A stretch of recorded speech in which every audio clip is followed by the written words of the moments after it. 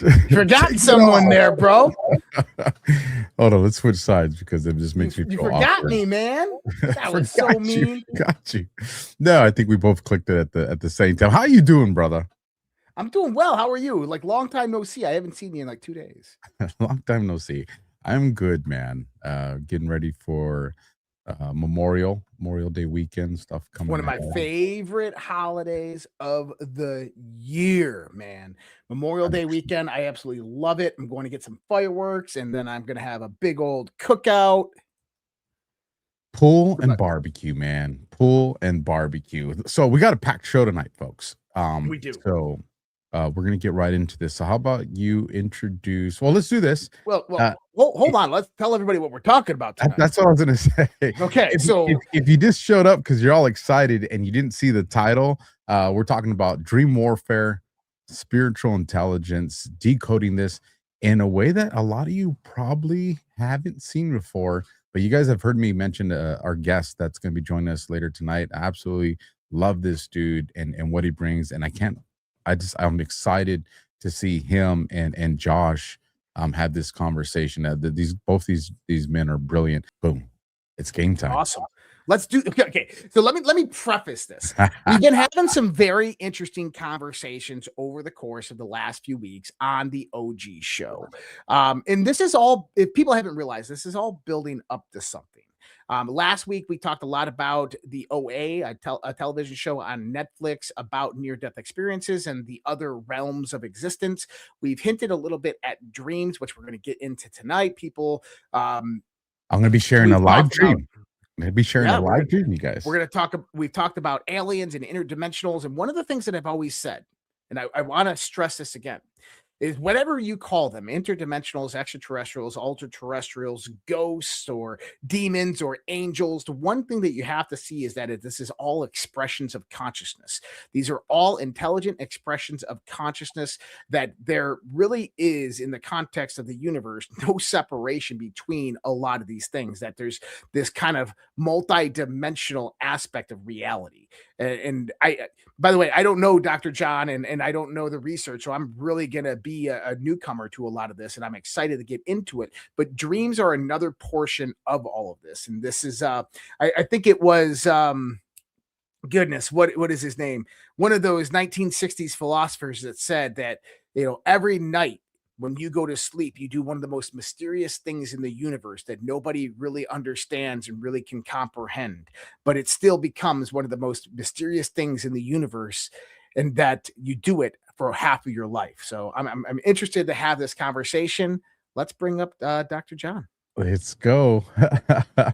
So one of the things that I'm excited about, one of the last times that I got to have a conversation with John, we were talking about a dream, and John, you may remember this. I know you get tasked with a lot, but it was a bunch of Mexican flags and like a Cinco de Mayo festival. What we're talking about all over the streets and all this. This was about 2 years ago, folks. Maybe even longer than that, 2 or 3 years ago. And it was a long thing. I'll drop the link in the chat for you guys that want to go back and watch it. And when all of a sudden this immigration crisis happened, John, we started to see the Mexican flags. I was like, holy smokes.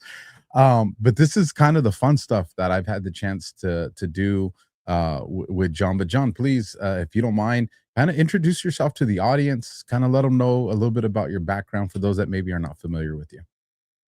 And you're on mute. You're on mute, just so you know. It's a pleasure to be here. Thanks for having me, Josh and Alpha. It's so good to be with you guys tonight. I'm a former Navy vet. I was in nuclear power, nuclear physics for quite a while. And I ended up in the mortgage business when I got out of the military, and was the CEO of a commercial finance firm for 20 years and a strategy consultancy, and worked in everything from Hollywood to oil and gas to real estate to funding churches and all kinds of things. And somewhere along the way, people started asking me about dreams, and I'm like, why are you asking me? I'm like the CEO of a finance company. People, they just ask me questions. And I realized that I would have like this discernment, and people would say, can I share my dream with you? And so I started interpreting dreams, never really trained for it, never really understood where it came from. But when so many people kind of set me aside and said, hey, you really got a gift. And I'm like, well, that's cool. I'm a business guy. I started to kind of apply myself in this area.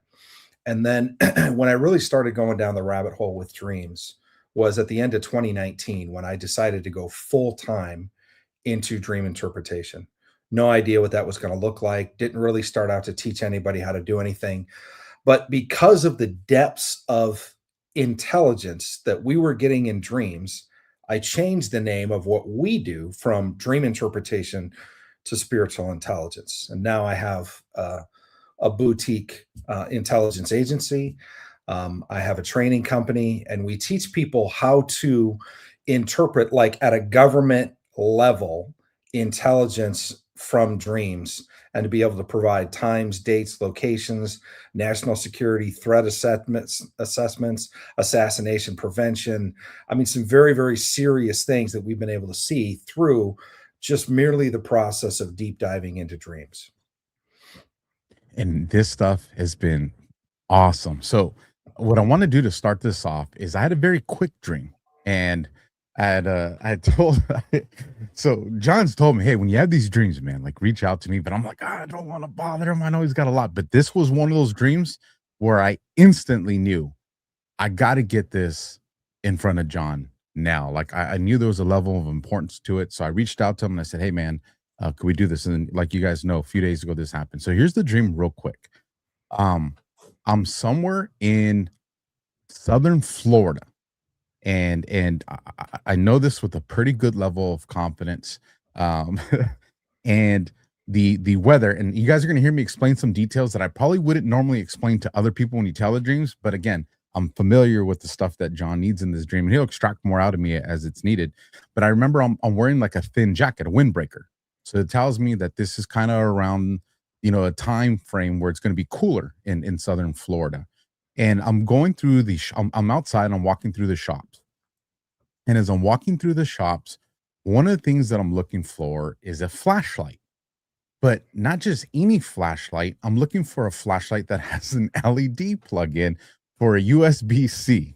Like, I know that sounds crazy, but this is what I'm looking for in the dream. So I'm going through the shops, it's a bougie area to describe it. People are dressed fairly nice. And as I'm going through, I can hear some of the bands playing some music, and I'm going through these different shops, but for some reason, I keep going through clothing shops while I'm doing this. And I remember I'm looking for a flashlight. I'm going through these clothing shops, and all of a sudden it's starting to get a little bit darker. I'm guessing maybe like the 5 o'clock hour or so in the evening time.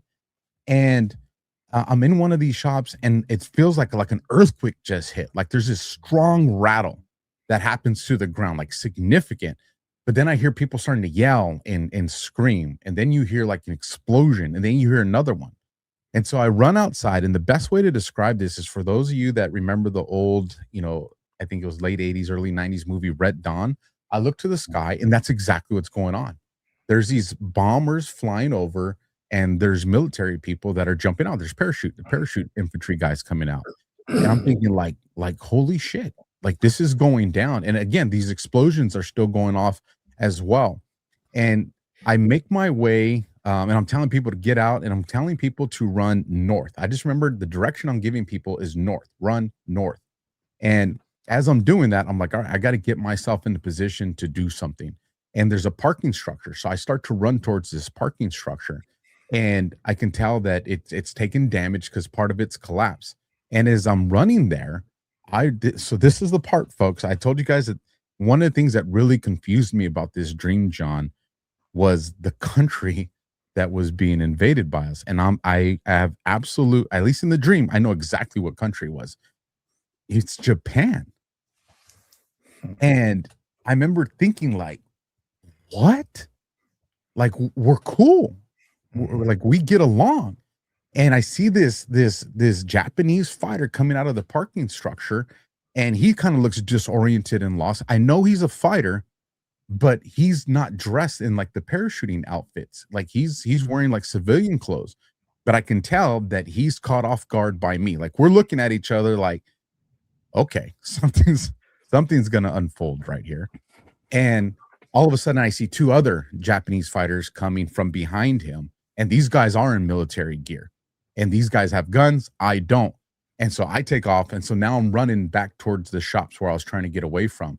And as I'm running and I'm running fast, I get to, it's, I guess the best way to describe it is like there's commotion and explosions behind me.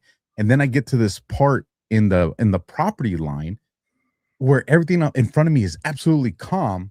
And there's still the band playing the music. And there's people there still having their drinks and their food. And it's like if I step across this shadow and nobody's freaking out. Nobody's freaking out. I'm like, what the heck? But when you look across, you know, the shadow, and the other part is when I step back into the part where the people and the band is playing, the colors are more like that feels like the real part. And then the part where I just came from feels more like a dreamy kind of like gray haze to it and all that. And so I'm like, well, I didn't get the light. And so I'm going to run back into the shops. And then I wake up. Wow. This would take sounds like erectile dysfunction. Sounds like 2 hours. For us to fully unpack this, we'd need like an hour and a half. We can hit some highlights, but this is a really, really cool dream. This is a really, really cool dream. Now, I always let people know, I believe all dreams come from God. That's a big paradigm shift for a whole lot of people. I understand. I argued against that paradigm for 4 years. I studied it out scientifically. I'm a scientist, background in nuclear physics, got a doctorate in education. And so I went to the nth degree to prove this premise wrong, and I couldn't, both experientially and through studying ancient literature and everything else.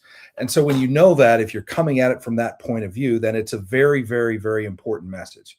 If you believe it's actually a message from God.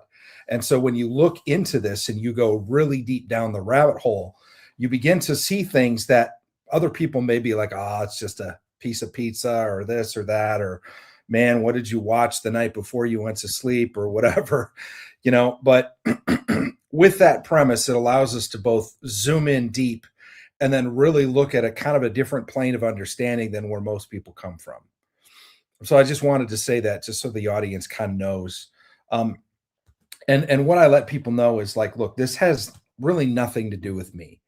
I just try to listen and try to hear what I get when I hear these dreams. And so what I did is kind of took some notes, and this is really cool. This is a super, super cool dream. And what's also really interesting is we collect dreams from people all over, literally all over the world. We have thousands and thousands of dreams we keep on an encrypted server. And so when somebody has a dream that, God forbid, the president's life is in danger, we put a search out there, and then we can pull 20 other dreams down, and then we can cross-reference and look for, once they've been interpreted, times, dates, locations, things of specificity.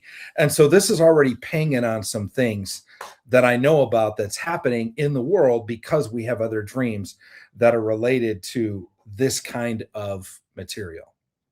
So I got a few questions. I'm one of those people that needs structure and foundation. I always have to have an aspect of structure and foundation. Dreams are something that I've studied throughout my whole life. I consider myself a very, very active and experienced dreamer, very lucid dreamer. Mm-hmm. I can navigate, I call it transcending the state. I can navigate my mind fairly well. I can enter the sleep state through hypnagogia, consciously aware, and I can just navigate any type of, it's not even dream. It's really where I wanted to go. But for the audience out there, what I would like is for you to kind of give an understanding of the realm of dreams. What are we really dealing with? Are we dealing with a collective unconsciousness that is interconnected through some type of heavenly or godly or dimensional fabric? Are we talking about, because I know you're probably going to say that a lot of this is symbolic and archetypical, that a lot of these remnants within our mind when we see pizza or we see a gun and the gun doesn't fire, right? That is symbolic of various different things that can go on within your body or around you or within your life, and context matters for all of this. And then there's expressive archetypes and how these all play into it. So can you give me a framework of how you understand the dream world and what it is? Sure, absolutely. What a great question, Josh. So let's get started there.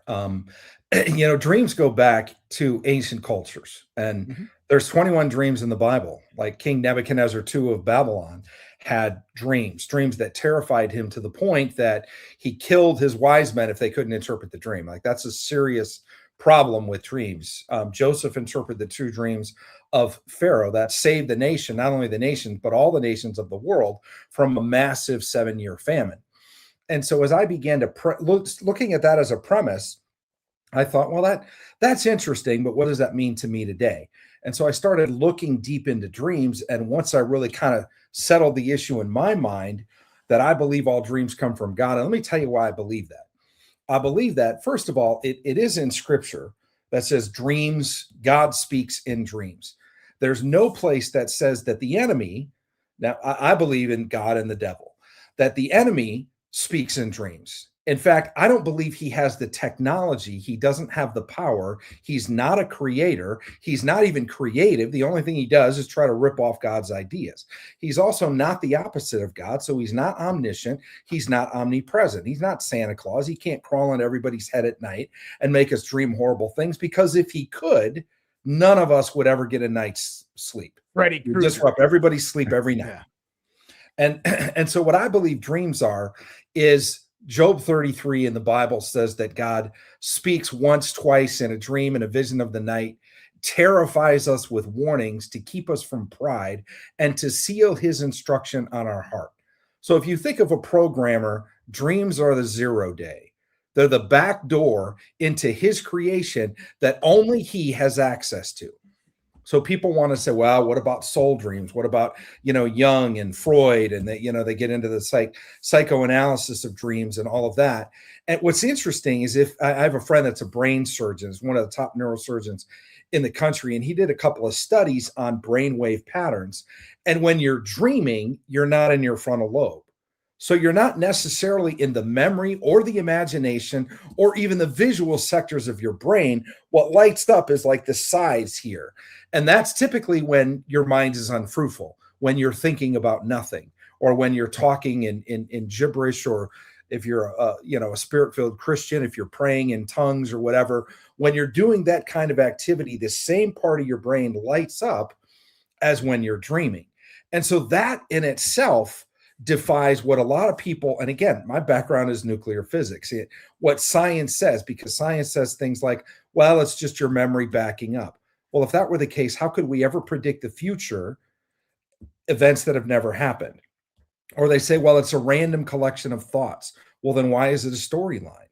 Or, well, it's just your soul kind of talking to you. Then how can we have dreams about things that happened 200 years in the past that we have no knowledge of, and then we look them up and find out that they were actually real?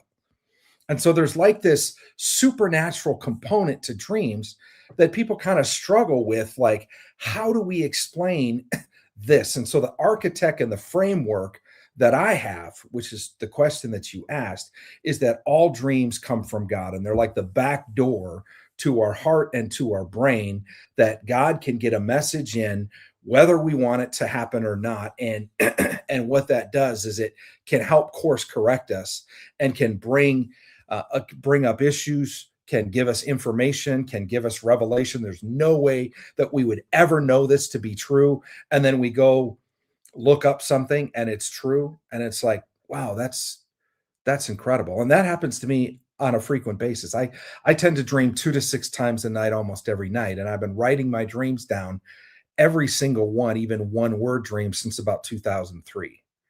That's how serious we look at them. So when somebody has a dream, I can go back and I can look up, have I had a dream about this topic, about this person? I can look at the time frame, because we time and date and location stamp our dreams. So I can know, hey, last time I was in DC, I dreamt about the same thing. Boy, that's weird. That's not weird. And it's not a coincidence, There's something that's happening that God wants to let you know about. And then as you dive deep into what is the symbolism, is this literal? Is it not? Is it past, present, future? What is it talking about? Then all of a sudden you get like this explosion of revelation and you're like, there's no way I would know these things, but they just come to my mind and I say them and they end up being true, or they end up adding value to what the interpretation is. You got me even more curious now. All right, so to put this to work, let's break this down, John. I want to know what your thoughts are. That was a great question, Josh, too. Thank you for that. This is a really interesting dream. By the way, this is not a simple dream. This is a very, very complex dream. I'm literally not kidding when I would say if I had like one or two of my friends that I've trained that we work with, we would take literally about an hour and a half to unpack this. And so we would go through it in extensive detail because each layer of this has depth. I want to start kind of at the 50,000 foot level and then zoom in. And then we can take as long as you want. You guys can ask more questions. We can go deeper. Well, what about this? What about that? But you can separate the dream at the beginning into two different parts. There's the part that's kind of in color and the part that's gray. There's literally the walking through shops, shopping, looking for a particular kind of flashlight or whatever in the closed stores and out of the closed stores. And then there's the red dawn, the explosions, the earthquake, people yelling, get out, run north, partially collapsed parking structure.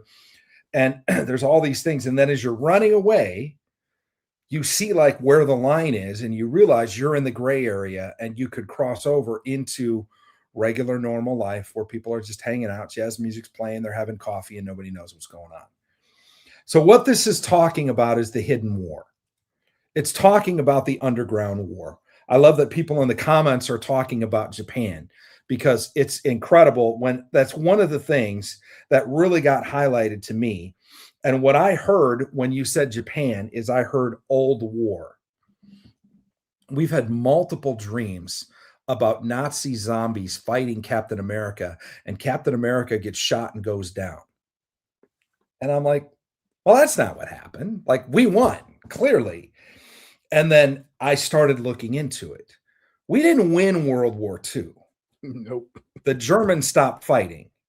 And there's absolutely zero proof that we of Americans have that Hitler died in the bunker or anywhere close to the bunker. The only proof was a Radio Berlin ad.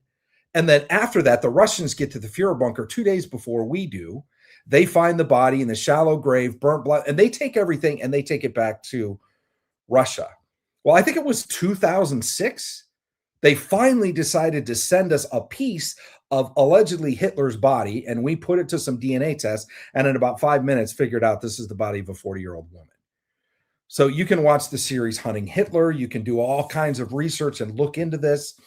But because of dreams, God has taken me deep into the history of what happened to the Third Reich when they got out, where they went, how they followed the rat lines. And one of the things that's really fascinating is there was a secret meeting. There's two secret meetings that the Nazis had. The first one was in 1933. And in 33, Hitler had just gotten out of jail, and they got the industrialists together, and they were starting the National Socialist Party. And then after the defeat of Stalingrad, Martin Bormann got the upper echelon of the industrialists without probably the generals together. Hitler had no knowledge of this meeting. And they had a meeting. It's called the Red House meeting. You can look up the Red House meeting. It was a resort, I think, in Austria. And they had this meeting and they got the industrialists together. And this was the first major defeat of the war, right, on the Eastern Front. And Bormann wanted to create an exit plan in case they don't win. And so at that point in the spring of 44, they created like 850 shell companies and they started moving money and intellectual property out of Europe. And they moved them to places like America, Siemens, Volkswagen. You know, interesting to find out if you research Operation Paperclip, which I did because we were having dreams about this stuff, you realize that the Americans brought over, 1,700 different scientific specialists. Well, two of the people we brought over was the Surgeon General of the Third Reich and the assistant surgeon general. They called one the sword and one the shield. One would make bioweapons, one would make vaccines. And then they created a shell company in the United States. Well, IG Farben was a chemical and biological weapons company inside Germany during that time. And it made Zyklon B, the gas that killed the Jews, right? So it's interesting that they moved that intellectual property and even part of that company outside into the United States. You know what an offshoot of IG Farben in America is today? What's that? Monsanto. Moderna. Yep. Now, again, these guys made bioweapons and they made vaccines. So think about this. But that's just one small example of the fact that they decided Germany isn't going to win. We're going to go underground. We're going to hide inside some of the superpowers. We're going to go to Argentina, Buenos Aires, all these different locations. And what we're going to do is we're going to live to fight another day. But we didn't eradicate the Third Reich, and especially like the senior leadership of the Third Reich. So what's really interesting is everything I just said was about the Nazis. You didn't dream about Nazis. You dreamt about Japanese. Well, what did Japan do? They invaded Pearl Harbor. Well, Pearl Harbor is a whole lot closer to Japan than Florida is. So what's happening in Florida? Well, what is happening is the underground war.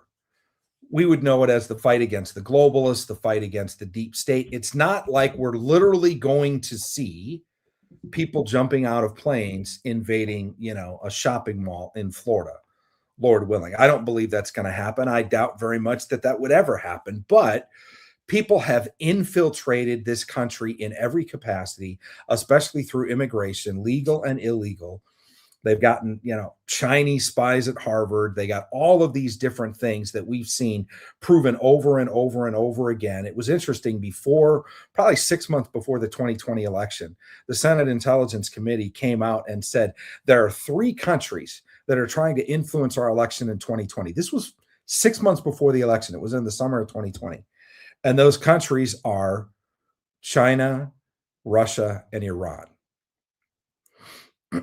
And so I think it's interesting that they knew, if you look at why Trump closed the consulate in, I think it was Houston, was because of the theft of intellectual property. And so as everybody knows that is part of your listening audience, we're in a covert war. Clearly, we're in a covert war. And the covert war is fought in the shadows. And there's a whole lot of people who don't realize what's really going on. And so that's the distinction from like the dark and the light, the gray area, where somebody who has your understanding and your ability to see and your capacity sees bombs dropping, you're running into foreign fighters, people are coming after you in military garb, you're like, the whole world is collapsing, what the heck? And then as you run to this line, there are people that are having a cup of coffee and getting ready to go shopping. And so that's like the difference between, the red pill and the normies. Some people know that we're in a battle, and they should know that this is probably the biggest, most aggressive, and worst battle that America has ever been in. And it's literally a battle for our survival. It's interesting because George Washington had 3 visions in 1777 at Valley Forge. And they were about 3 great woes. The first one was the Revolutionary War. The second one was the Civil War. The third one was about the whole world, the globalists, against the United States. And I believe we're in that war actively right now. And it talks about mass amounts. Now, this is George Washington in 1777.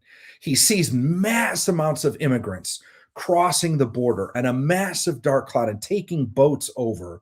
And this huge dark cloud descends on America, and cities in America start burning. And he hears men engaged in mortal combat. And then there's this divine intervention moment where an angel shows up with an American flag in one hand and a sword in the other, and like 10,000 points of light fall from the heavens. The black cloud dissipates and we start rebuilding. But I believe the darkness that is in this country. Now, you guys know because you're way more read in than most people. Your listeners know because they listen to you, but there's stuff that we know that you guys don't talk about.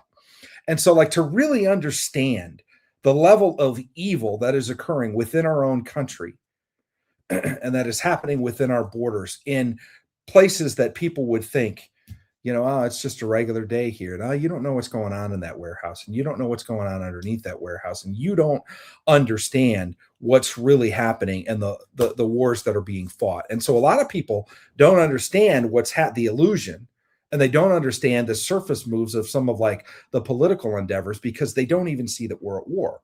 And so they think it's no big deal. Now, what's really super interesting is this all just went to a whole nother heightened level. And it's the whole interdimensionals thing. And this is absolutely fantastic because those that are read into the war that's really happening and the fight against the deep state and the war in the shadows and what's happening on those places, they may have absolutely no concept of spiritual warfare, of what the spirit behind something is. There was a spirit behind the state of Iran, and it dates all the way back to the time of Nebuchadnezzar. It dates all the way back into scripture in Daniel 10. And does the Pentagon know how to fight those kind of battles? Do they have any understanding of what that really looks like? Can they even see what's happening? Well, it takes a different set of eyes and a different weapon, a different scope, and a different level of firepower to be able to go after some of the things that are happening in the shadows on the spiritual level. And these are exactly the kind of things that God will wake us up to by giving us dreams like this. That was a lot, and that's the 50,000 foot view. So I'm telling you, the thing that had puzzled me was just like the Japanese. I was like, she's hugging, the prime minister is hugging on Trump. This makes no sense to me. Well, in a dream, the one thing to understand is that things are allegorical, metaphorical, archetypical, or symbolic. So Japan, in your mind, kind of constitutes this invasion and this warfare perspective. And that's kind of, look at it as this is the player of the enemy within the dream construct, not necessarily literal interpretation, but just symbolically represented. Right. Absolutely. And what do the symbols mean? And, we can go into the symbol, and people have, they're like dream dictionaries, and they look at this. And I believe that the dream language is a language spoken by angels and spoken by God. It's the figurative language of God to his kids. This is what I believe. And I believe that it's double encrypted, which means you can't say that a piece of pizza always means this. It means that in that dream, but it may not mean it in another dream, which makes it 10 times harder to try to interpret. Because if you always think a dog means man's best friend, well, what about the girl that had her face half ripped off by a dog when she was 5? That's not her best friend. If she has a dream, that's not what she's seeing at all. And so we got to realize that there's symbolic drift, and you can't institutionalize a language that's dynamic. And the language can literally change in every single telling. You can have a car mean a vehicle to destiny. A car for somebody else could mean a ministry. A car for somebody else could mean what drives you, what moves you forward. And so what do you write down all 5 of those things? And then you pick, well, how do you know which one it is in any given case? And so that's the paradigm that we have. And so that's why we have to just kind of get still and listen. And what I'm listening for is the Holy Spirit. That's what I do. I just listen to the Holy Spirit. Some people, they don't have that understanding, but they understand that if they just get quiet and they shut their mind down and they just sit there for a minute, all of a sudden something will pop into their head and they're like, I would never think this, but I think it. And then we go check it out and be like, well, let's see if this plays out. And then all of a sudden we see things in the realm of nations shifting. I had a dream 24 hours before Iran bombed the CENTCOM base in Qatar. And God woke me up, and he's at 1 a.m. I got it in my phone at 1:04 in the morning. He woke me up, and I just heard Iran dossier. Actually, I heard Iran dream. And I'm like, yeah, I think we had a dream that we kind of tore apart like 3 years ago. And so I woke up and I looked that dream up. Well, it wasn't a dream. It was a 113-page dossier that we wrote on the country of Iran and the politics in the Middle East, all 100% based on dreams as the premise and then research after. It was 113 pages long. So you're talking about a deep dive. Part of the conclusion was this: during a time, and this was 3 years prior. This was 3 years prior to Midnight Hammer, which happened last summer.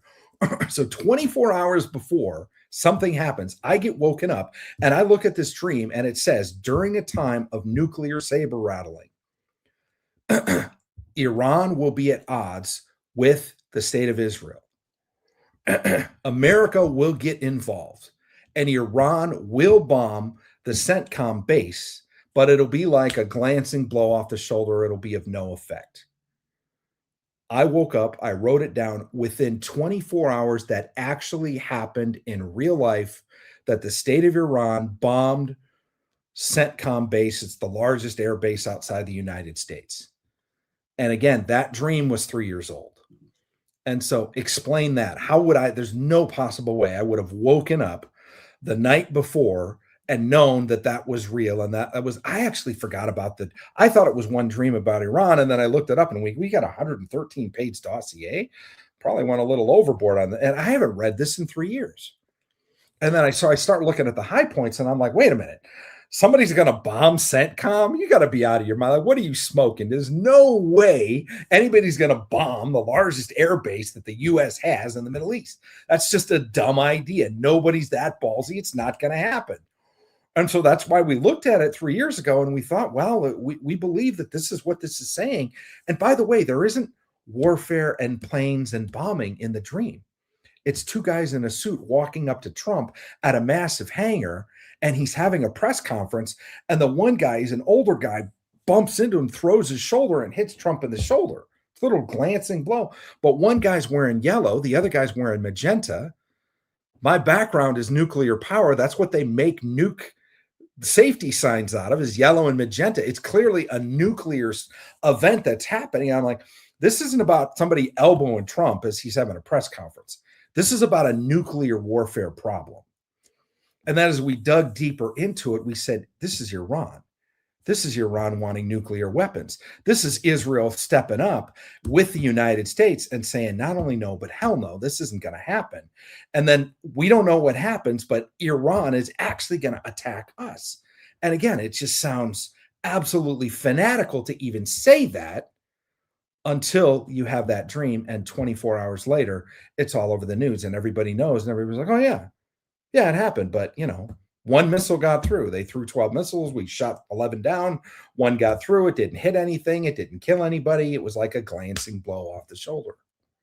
Why do you think the specifics on the flashlight that I was looking for, that like out of all the things to be so detailed, yeah, you know, it was.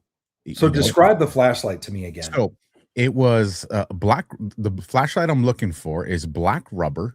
It has like orange anodized metal on the end cap, orange anodized metal separating like the long part, the handle part, and the head. And then on the head, it has that same like orangish anodized metal there. So there's the three parts that have the orange anodized. And then on the where you push the little button to turn it on, there's a little USB plug. Because I remember I was like, it has to be this USB-C charger. And like I that's the flashlight that I was looking for. I never found it, but that's the flashlight that I was looking for. It reminds me, and correct me if I'm wrong, of like a tactical flashlight. Yeah, like something like that. Like a small tactical flashlight that they sell, and it's super bright, and you can 9 inches, 10 inches. Yeah. That's what she said. I think I got one over here in my bag. That's really interesting. Well, what's interesting is the place that you were in, you describe when you leave as being gray. And so wanting to shed more light and having a rechargeable way of shedding more light is you, and we've talked about this before because we've seen this in dreams, you're called to bring light to the darkness.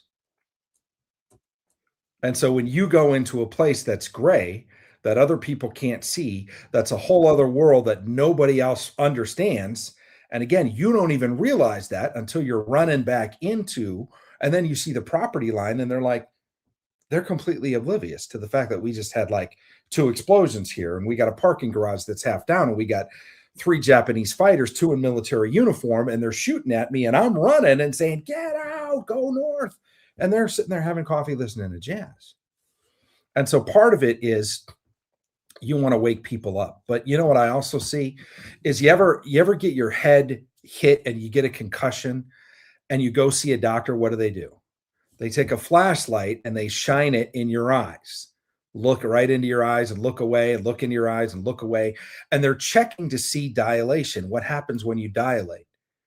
Your eyes adjust to the darkness versus adjusting to the light. And so you're looking for a way not only to be able to shine light in darkness, but to be able to wake people up so they can see what's happening both in the light and in the dark. And so what you were looking for was a tool that's part of the purpose and the destiny that you have in a very big figurative sense. Obviously, your tool isn't a flashlight, it's a microphone. But you're waking more people up with this microphone, and you're keeping the light in their eyes to make sure that they can adjust. So when they see something, you're like, no, that's not what you guys saw. That's the cover story. It's a psyop. Here's what's really happening. You're shining the light in their eyes again. Jump in here, Josh. No, go. No, I'm loving it. Yeah, and I would say that, you know, the idea there is you're looking how to navigate the darkness as well. Is that you're looking for this flashlight as if you've lost it or you don't have it. And that can come from just the inner fears of kind of how we operate as human beings within this hidden battlefield, right? You know, if you've ever, Alpha's been in combat, he knows exactly what I'm talking about. Yeah. Is you're always looking for that edge up on the unknown and the fearful. And so looking for that flashlight that is there to wake people up and to navigate the darkness was your whole kind of purposeful aspect that you're going about in that. At least that's what I would see. Yeah, you know, one of the significant things that stood out to me about this dream is normally when I wake up, because you know how we all wake up, we're groggy, you know, or you're sleepy. And I always apologize because I usually, what I normally do is I run to the soundboard and I record it because I don't want to lose any of that immediate information. I want to get John, like, this is the most accurate as I remember it. And he can tell when he listens to it, going like, just woke up, man, I'm sorry. And I sent it to him. When I had this, I knew instantly, I'm telling you, both of you guys, Josh and John, I knew instantly when I woke up, I'm not going to forget a detail about this dream. I knew it. I just knew I was not going to forget anything about this dream. And that's not something that's very common at all with me when it comes to dreams. Like I said, normally it's like, I got to run, I got to get this recorded. And I'm telling you, I woke up and I was like, I'm going to remember everything on this one. Mm-hmm. Like it just weighed on me like that. You know, you guys remember when Russia had the explosion in that music hall theater? Mm-hmm. Well, I think I might have told you this about John. So I wake up, I give my best friend a call and I go, hey man, I had this dream. And I describe it, and we'll save it for a show for another day because that would be a super fun one. But that's a lot of details on that one, John. But I remember it had this big, like, pelican-sized case that's a square, and it's about 3 to 4 feet tall on the ground and probably about 3 feet wide or so. And I remember I'm looking at it, I'm like, it got the American colors backwards, the red, white, and blue. Like the American colors are out of order. And I deal with these guys. Well, ultimately, this case blows up. And I'm trying to get information to him. And so I tell my buddy, he's like, you gotta call John. He loves you, John. He's like, go talk John. You got to give him this info. I'm like, I will. And then you get caught in the dynamics of a day, you know, because everything's important with what's going on. I'm like, I got to get to him. And before I know it, I'm just like, you know, and I forget about it. The next day, they have that bombing of the theater and the shooting in Russia. And I was like, I thought they had the American flag colors wrong. I was looking at the wrong damn flag is what was going on. My buddy's calling me. He's like, bro, you see what's on? And I'm like, dude, he's like, what did John say? I was like, dude, I never called him. He's like, what? I'm just like, and I said, I'll never make that mistake again. But yeah, I enjoy these things. I enjoy the intelligence. And here's the other thing I want people to understand is we have to find a way to communicate our dreams more publicly. And I think it's for what you said, John, is there's this, okay, I had this dream. How do we not know that 20 other people, 2,000 other people Yes. had that same dream and in that same time frame or that same night? If we had a way to like document that would be significant, and I wanted to ask this last time and then I forgot, but I wrote it down this time because I didn't want to forget. You know, daydreaming, visions, how do those things kind of play into this, John? That's a really good question. That's a really good question. Daydreams or visions, there's different types of visions. There's a open vision, and an open vision is like augmented reality. Like you're driving down the road and all of a sudden with your eyes wide open, you see the road in front of you split in half, and you see this happened to a friend of mine, and you're looking into heaven and he sees his daughter that had was brutally murdered and had passed away singing in a choir in heaven. His eyes are wide open. This is what he sees looking out the windshield of his car. That's an open vision. Freaks a lot of people out when they see that. Some people that are seers actually see interdimensionals that way, or at least a facet of interdimensionals, namely angels and demons, where they see things and they can see certain, like, don't go over there. There's a big green monster. You talk to kids and they see some of these things and you can see how they respond. And you're like, what's wrong, honey? Don't go over there, daddy. There's a big green monster over there in the corner. And okay. And there's people that were raised that way where, they have this gift of sight. And the whole time that they're growing up, they just thought everybody else had it. And their life can be really difficult because their parents are trying to tell them to keep your mouth shut. Don't say anything at church. Don't say anything at school. Everybody thinks you're weird. And that sometimes they end up in psych wards and things like that. But I think it's really interesting. There's also a vision where it's like a vision in your head, where it's like you have this thought, but it's not a thought. It's not like, a thought like a cup of coffee. It's like you visually see your boss and his secretary sitting down at a cafe drinking a cup of coffee. She has a purple suit on. He has his normal blue suit and red tie on, and they're talking about you. And you took the day off and you come to work the next day and you say, hey, did you grab coffee with the boss yesterday? Oh, yeah. We grabbed coffee after work. And hey, were you wearing your purple pantsuit? And that's when it gets weird. Well, how did you know that? Well, I just wondered, hey, did you not like my performance on the last deal memo we put together? Because that's what they were talking about. And now they're freaked out. Like, were you there? Are you spying on me? What's happening? Is there surveillance? And this kind of stuff happens to me. And you can really get misunderstood and freak people out. God has helped me find people. Where I was on my way to see a friend in LA and I'm driving down Pacific Coast Highway, and there's this part where down by Manhattan Beach where there's just condo, like these huge, massive condo developments. There's like 10 of them together. And she's staying at an Airbnb in one of these condos. I don't even know the name of the place. I don't know the address of the place. I'm talking to her on the phone and then my phone dies. And I realized I didn't have a charger. And I'm like, oh man, literally like a couple blocks away from picking her up. I have no idea where to go. So I'm like, well, I'm just going to pray. God, show me where to go. Okay, do a U-turn. Okay, do another U-turn. Okay, coming down this way, go down this alley. Okay, because I'm thinking I'm going to pick her up at the front. Andrew Whalen, by the way, is a friend of mine. I saw that comment in there. He's an incredible dreamer. He has some great and incredible dreams.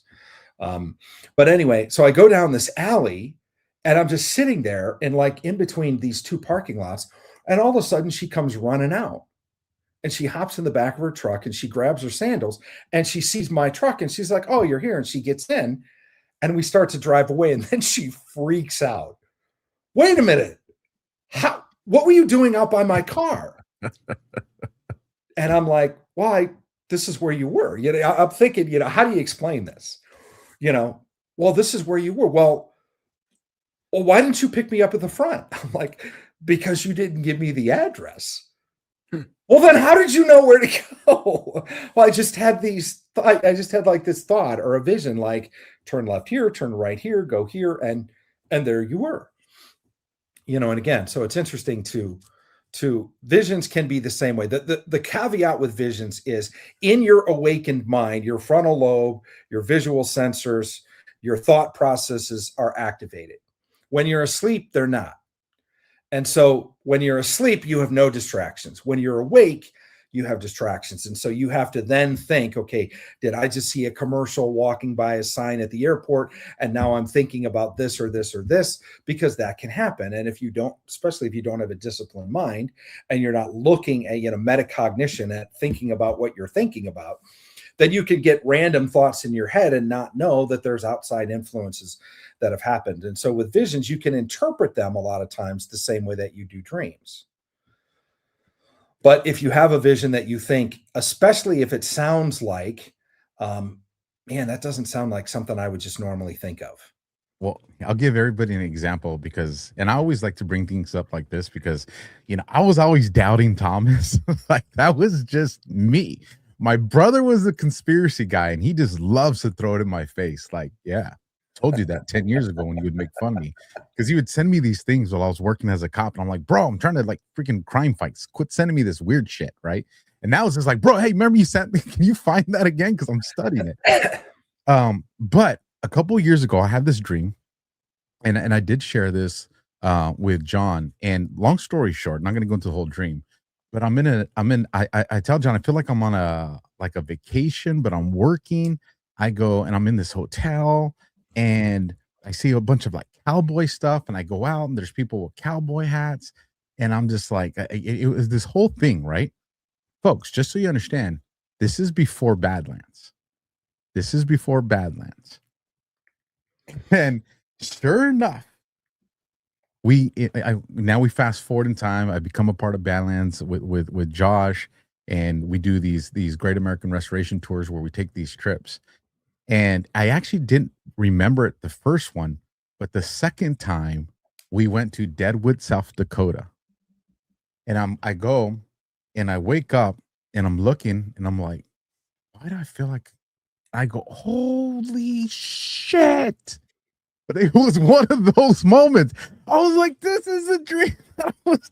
There's the cowboy scene. For those of you can go Google Deadwood and you'll see it all. It's a very looks like you traveled back in time. And I was like, this is what I was seeing years ago. I mean, I'm telling you, folks, if you allow yourself, if you, and I've noticed that, as you start to take down some of these walls and you start to become more open to it, you start to pick up more details. And like I said, I've learned, I don't know how the mind works or the brain works in a dream like you guys do, but I now know there's certain details in these dreams that it's like something in my mind knows, jot down that detail, jot down that detail, jot down that detail.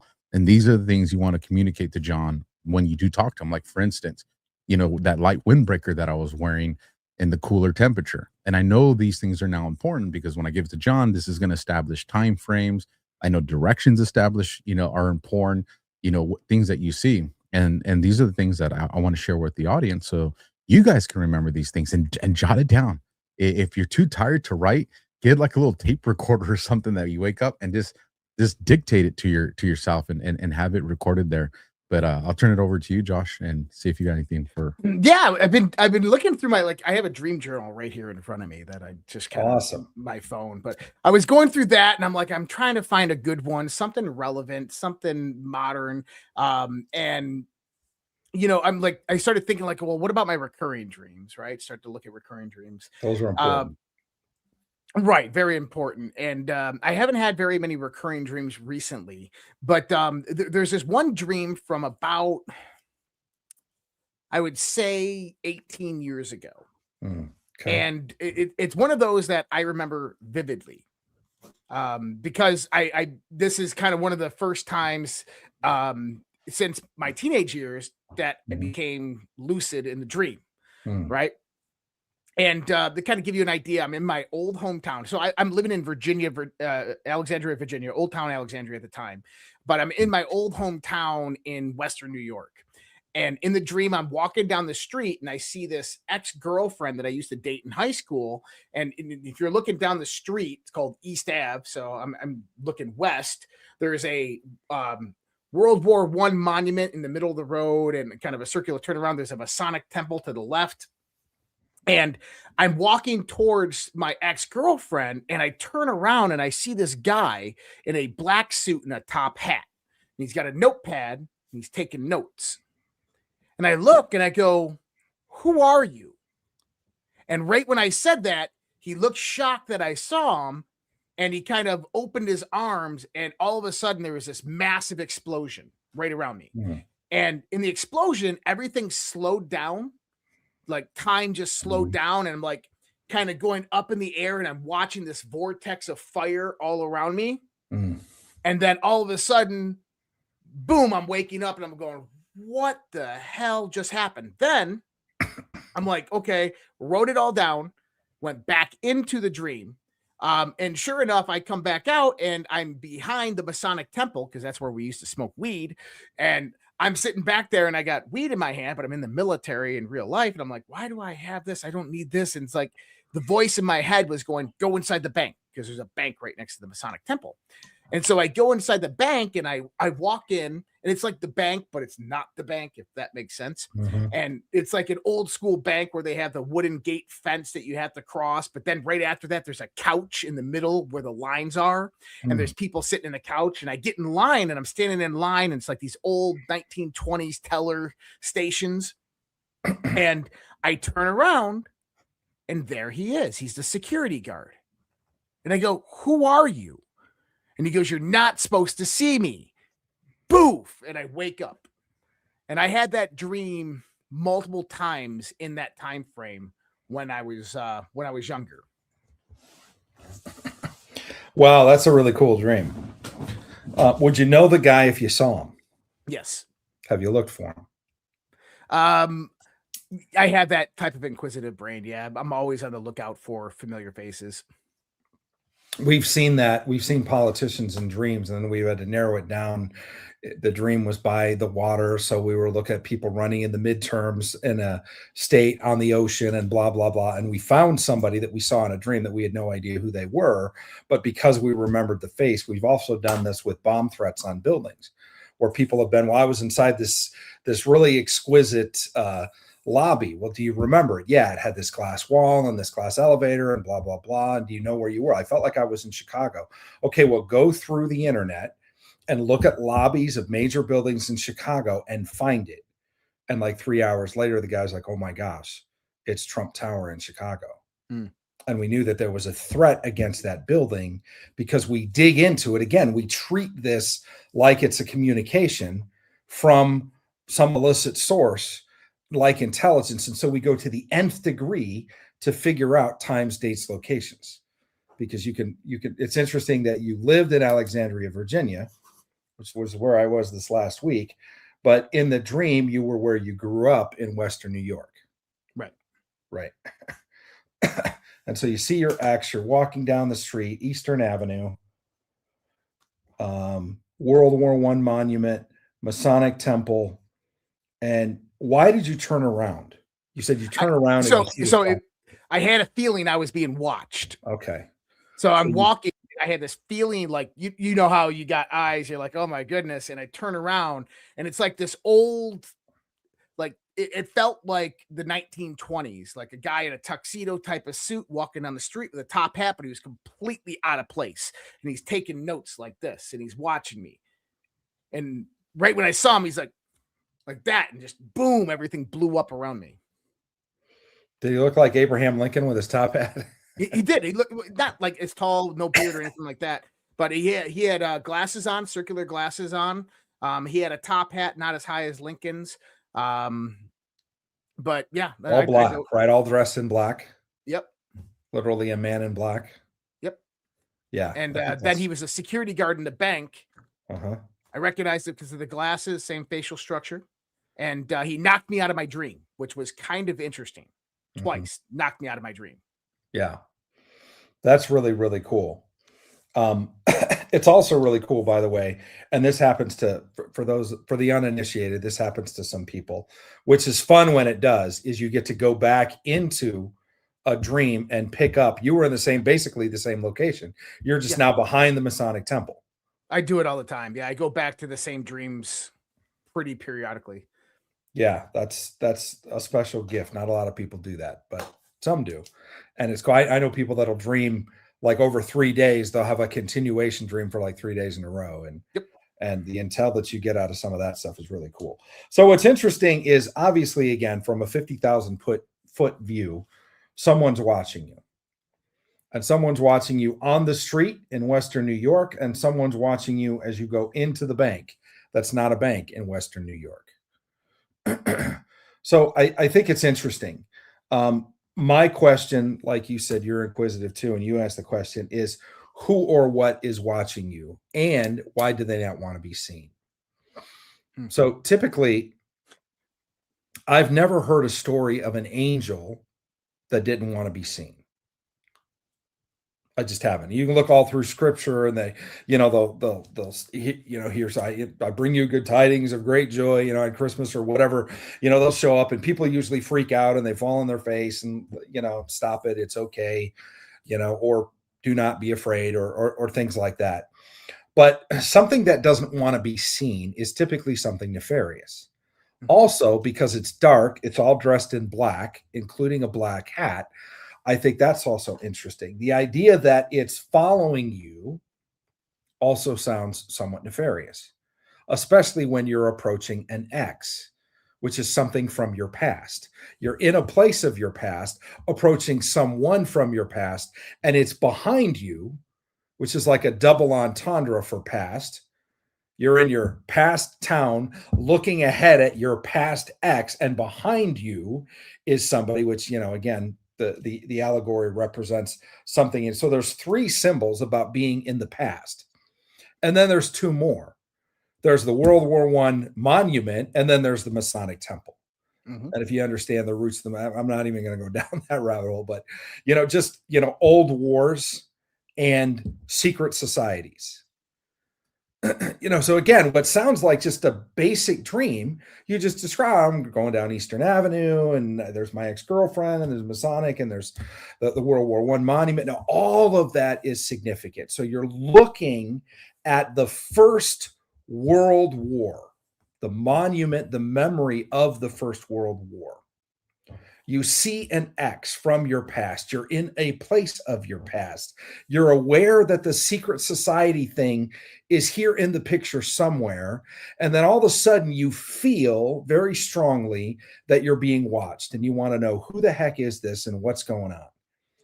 And then you turn around and you discover whatever this person, being, whatever this thing is, that's all dressed in black with this hat that's out of date for the time.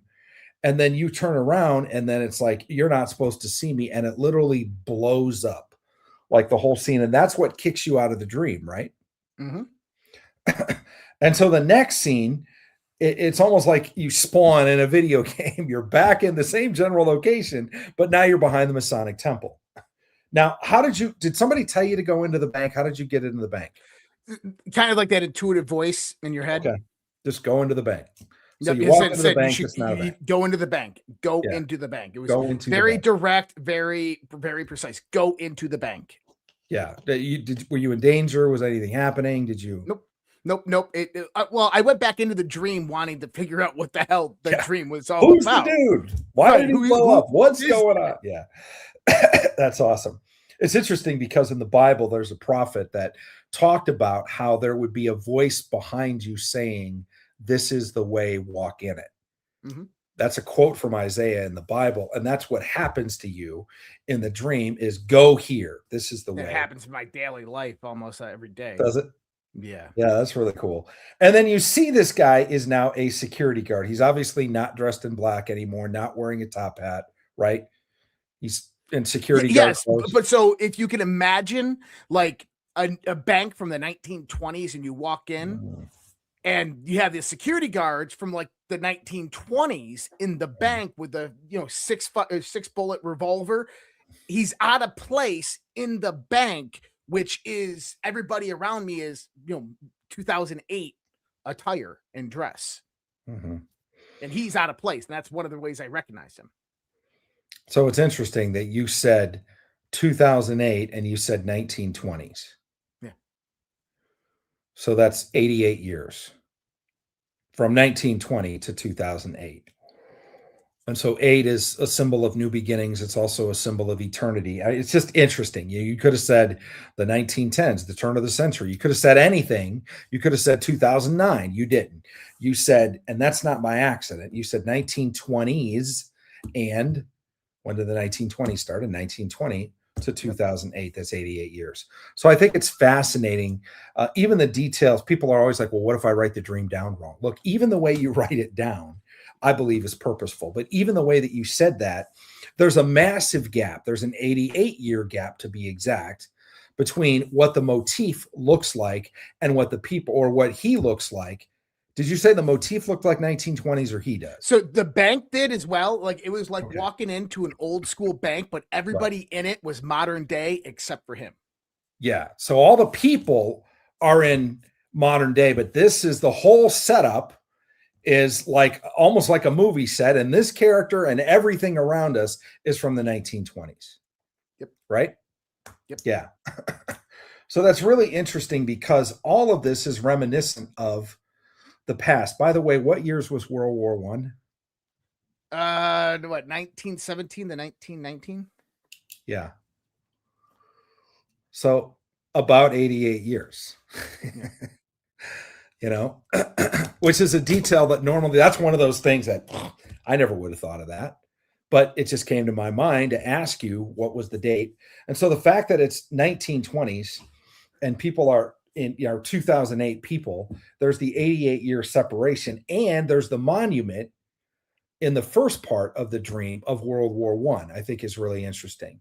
And so now what I would do is I would go study the history of the Masonic lodges and say what happened 88 years ago in Masonic lore, because I don't know. I don't have any idea. But I do think there's something that happened in the 1920s, because if it's not clear to even the most casual observer right now, we are going so far deep into this dream. Whereas a lot of people would just say, oh, well, it's your subconscious letting you know that somebody is following you. No, it's not with this amount of detail. This is way beyond that. I think it's something nefarious. I think it's something from your past. I think it's something that is recurring. And so it's a message that I believe God is trying to get to you, that there's something in your past, or could be even in past generations, something about the history of the time around the 1920s that is seeing you in two different spots. Now, when you recognize it in the bank, does it blow up again or just kick you out of the dream? It kicks me out of the dream. Okay, so actually, it turned around and began to run away from me because it realized I could recognize it again, and then I was kicked out of the dream. If that makes sense. It's like if you recognize something, you're like, but you realize. So for everybody out there, when you lucid dream or have cognitive dreams, you're lucid, but you're not coming to the realization that you're lucid. The moment that you're like, it just goes away. It kicks you out. At least that's what it does to me. Mm-hmm. Yeah, so that's super cool. So there's two different responses. The first one is rather violent. Right. It just blows up. What does it say to you the first time? Does it say you're not supposed to see me? Yes, you're not supposed to see me. So it says that again. Or it says, how are you seeing me? How are you seeing me? So it's obviously very surprised and radically disturbed that you can see it and identify it. Correct. So again, it's all black, it's top hat. So it's 1920s era, right? Yep. Well, you would say the black outfit the first time would be roughly 1920s era. Yes, absolutely. 100% 1920s. White shirt, kind of got the little, square tie, black tie right here, black suit. I got an eidetic memory, so I can kind of visualize everything that we're talking about here. Now, and I wonder if this is interrelated or intercorrelated. Now, like there's contextual history behind a lot of this that I don't we're not going to get into tonight. Sure. And it's not anything bad. It's just a lot of the things that I know were going on in the world at that time within my circle and realm of people. I was in the military at that time. I was in Washington, D.C. I worked at the Washington Navy Yard. I was in various different circles at that time. There's a lot of things happening. But I have had recurring dreams since then. Mm-hmm. And this is where it gets really fucking interesting. So there's this one. So I've had this recurring dream dozens upon dozens of times over the last decade. The last time that I had it is the only time that the dream transitioned away from what it originally was. This dream is I'm in this apartment, which is my apartment. I'm in the bedroom. Never been in this apartment before in real life, just only in my dream. I recognize it as my apartment. I'm in the bedroom, and I know it's my bedroom. The bed doesn't have a frame. It's sitting on the floor. That's how I sleep, really close to the floor there. And I'm focusing on the table, and I don't remember if it was a pen or something, and I'm moving it with my mind. And I'm like, finally, and the pen's moving. I'm like, finally, I'm able to, like, I broke through. I'm able to do it. And I'm like playing around with this. And then I hear a noise out in the living room, and hey, I'm here alone. Who's out there? And I go out there, and I'm like, got my powers. And I go, who's there? And immediately an invisible force takes me and throws me against the wall. I can't move, completely locked. And I try to fight back, but my power is not great enough. I break free, and I'm trying to shoot power at it out of my hands. But every time I can't see it, and I'm missing. And then I wake out of the dream. And I've had that recurring for a very long time. Now, don't tell me that my dick is going limp or something like this from this one, okay? but then about 3 months ago, I had the same dream again, but instead I start the dream not in the bedroom, I'm in the living room.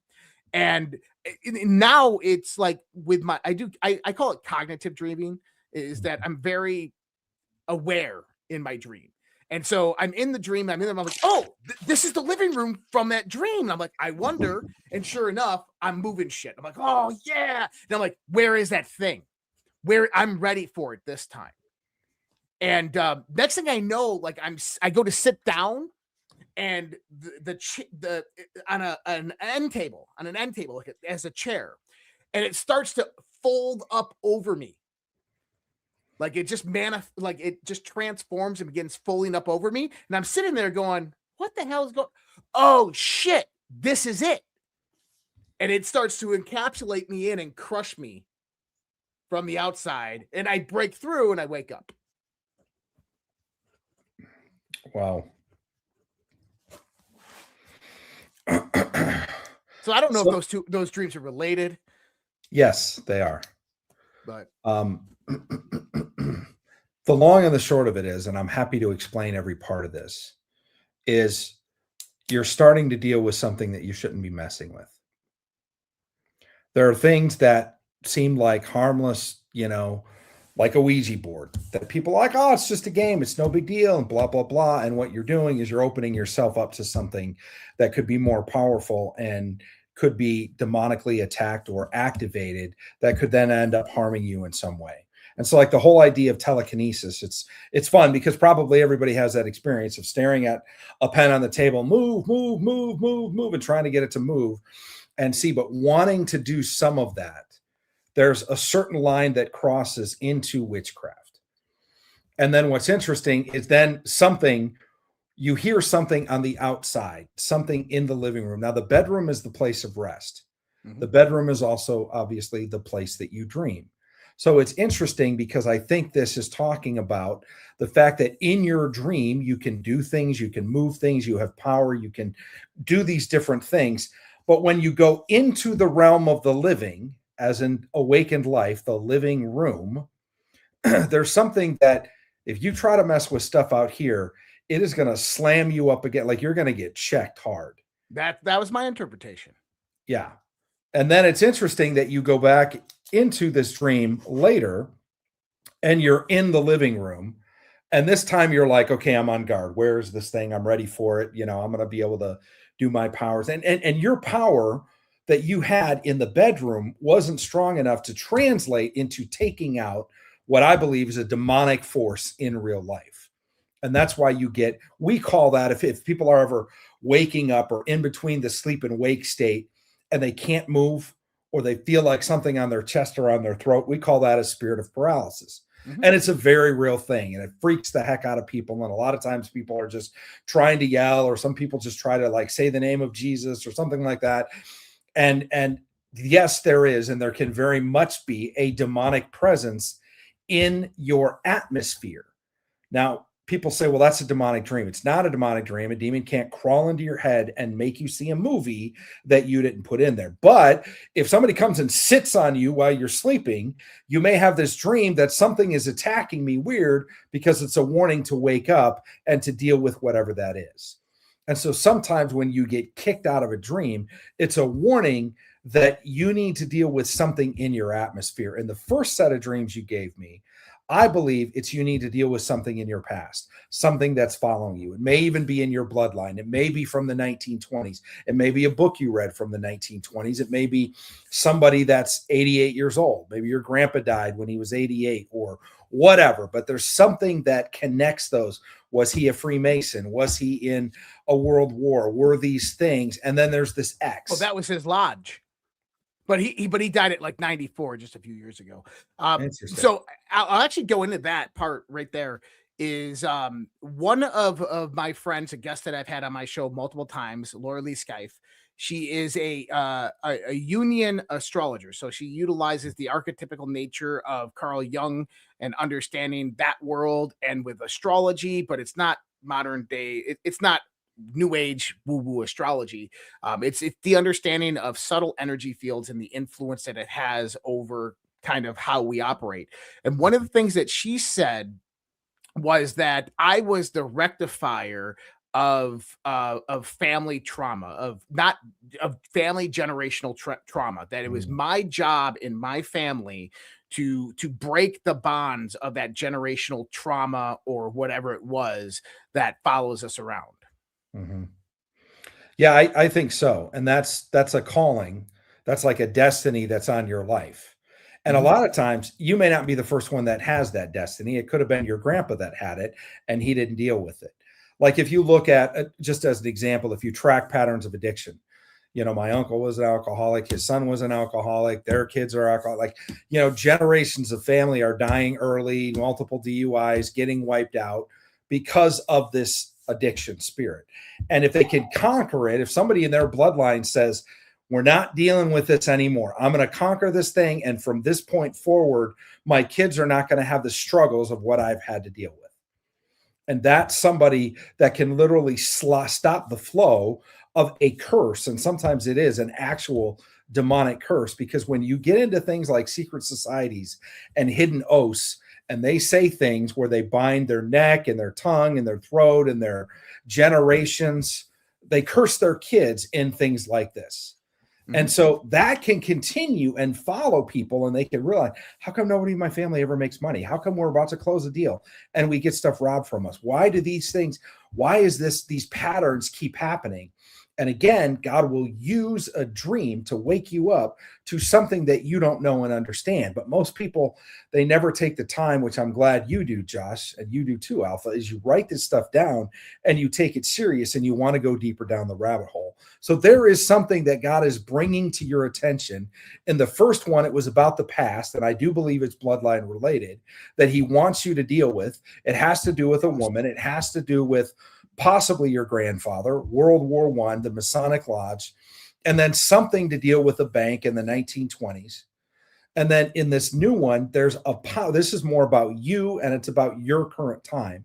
There's a power that whether you want to have it or you're looking at kind of flirting with it. Oh, well, what if I did this, or what if I did that? Or, and a lot of times it starts as lucid dreaming. And then people want to do things like go into seances or go into, much deeper levels of the occult, and they can get off track and they can actually end up in a place that is ruled by a demonic force. And they don't know that because they're thinking they may not even have the worldview of like good versus evil. So they're like, hey, I'm just off here exploring, trying to figure out what this is. And I want to be able to have telekinesis and be able to throw powers and do stuff like that. And that's a harmless thing for you. But you may not know. Now there's some big boys in that realm and they want to take you out. And the fact that you don't know what you're dealing with doesn't mean they can't hurt you and hurt you bad. And so I see this second one as a warning. And the warning is be very, very careful what you take out of what starts in the dream realm, which is, again, mind, right? We feel like it's in our mind. It's in the realm of being able to be lucid and wanting to control things, to now wanting to control things like a pen on a table. But when you take that into the living room, you can literally get your ass kicked by a demonic force that isn't playing the same game you are. They're there to harm you. They're there to hurt you. And you're just kind of trying to explore to see what's happening. And then the second time you come back, you're not in the bedroom. You're in the living room, but you feel like you're ready. But what you weren't ready for was to sit down on the couch and have the couch literally fold up around you. So it shape shifted into a place where you weren't ready. You thought you were ready. And by the way, seat represents like authority or power. If you're sitting on a seat in your own apartment, you're on your seat in your place. You have the power. You have the authority. It's your domain. It doesn't matter. You still get attacked there, because if we allow influences into our bedrooms, into our places of habitation or work, they can stay there. And if we don't know who they are and what they represent, bad things can happen. Interesting. Wild, man. I felt like you were walking me through a movie, Josh. Like that. Now, by the way, so I will also preface this. So throughout my life, I've lived a very interesting life. And up until about 28 years of age, I didn't really think that it was abnormal, that it was not, that it was interesting. I just thought it was a really boring life. But once I started meeting a lot more people, and especially when I started podcasting and talking to people, I started realizing that I'm different, that I've had a very, very different life than a lot of people. I'm like, you've never seen a ghost? You never had these things happen? Grew up in a town where my first house was a library built in 1801, the first library in the town. Wow. There was a Catholic priest that did an exorcism on the house right next to us. We had entities in the house that I grew up in, my mom's house that I moved to afterwards. There was a lot of crazy shit there. I got dragged across the couch by my leg by an entity that my dog was scratching at the walls to get to. Was it in the living room? It was in the living room. Yeah. Yeah. It was in the living room. On a couch in the living room, you actually encountered a physical entity in your waking life. I was in 10 years. It was my first day in that house. I was 10 years old. It was Halloween, and my mom and her husband at the time were out. And by the way, I call her, I don't say my stepdad, if you noticed that, her husband. Very evil dude, still alive. He's probably 88. Interesting enough. Interesting. Yeah, that's in 43. So I don't know, 43, 42, 43, around that time. But so this gentleman killed his father when he was 15 years old by stabbing him 93 times because he was the redheaded stepchild and his dad used to beat him. But anyways, long story with that. That's in highly abusive, alcoholic, found God, then forsaken God, found God, that whole ritual with the alcoholics, demolished the house multiple different times over. But I grew up in houses that had these types of entities and presence. And I very well know how to defend myself against a lot of that. I've lived in those realms. These are things that I don't talk about on podcasts, but I don't mind talking about it right now. I remember one night I was sleeping in my bed in that same house, and we used to have there's a Y at the end of the hallway, and in the middle of that Y was a vent. And that anytime that anybody walked by, you always clink, clink, clink, clink, and the animals would walk over it. And one night I woke up with sleep paralysis, couldn't move. And my eyes are just transfixed on the door. The door starts creeping open, and an old lady comes in and she's looking at me, and all I can hear in my head is, "What are you doing in my house?" And she closes the door, and I'm like, "Just go away, just go away, just go away." She closes the door, and I'm probably 11 at this time. And you hear clink, clink. And I finally finally got my sensation back. I come out of it. I go to the door and I open it up, and there's nobody there. My brother comes out and he's like, "What the hell was that?" He goes, "Someone out here?" And I'm like, "Dude, you didn't see that?" Like, he's like, "I heard it." And I'm like, and there's this time when we put a padlock on the attic. So the attic was on the same level at the end of the Y, the straight bar end of the Y was the attic. There's a stairwell going down, my mom and John's room. And then there's an attic, and they put a padlock on the outside of the attic. And you used to hear like someone running sprints back and forth. And I'm like young, I'm 11, 12. They're like, "Oh, it's just a squirrel. It's just a squirrel." And then this one night, everybody got woken up at 3 a.m. And if you can imagine, like my mom and her husband's room, my brother's room, my room, and then my other brother's room, we all come out at 3 a.m. and the padlock is going, stands up and then drops. And I'm freaking out and crying. I'm 11 years old, like, I don't want to live here anymore type of stuff. There was one night when I wasn't home that they had a beam of light going right there, right in front of that attic. That was just, yeah. I mean, so I grew up with this stuff. The paranormal. Was this like Amityville, New York, or no? So like I said, I had a very, very interesting life. Yeah. My mother is, I would say, a revelationist Christian. She believes in revelations. She believes she is a witch hunter, demon hunter. She hunts them down with her mind and identifies them, and sends God and Jesus after them. I've had all different types of visions. There was a point in my life where, like, my mom's always told me, my grandma's always told me, you're protected by angels. You're protected by angels. And I truly do believe it. We were in a car one night and we were being chased by another truck. We were being chased by a truck. And if you can imagine this, we went to go smoke some weed when we were younger, probably like 15. And we're on this old dirt road and we pull in our spot, and there was somebody there. We didn't see them because they were behind the tree line, and we smacked their car. And we're like, "Get out of here." And we burn out, and he starts chasing us. And we're going down this one road that's a 90-degree turn. At the end of the 90 degrees is a maple tree or an oak tree.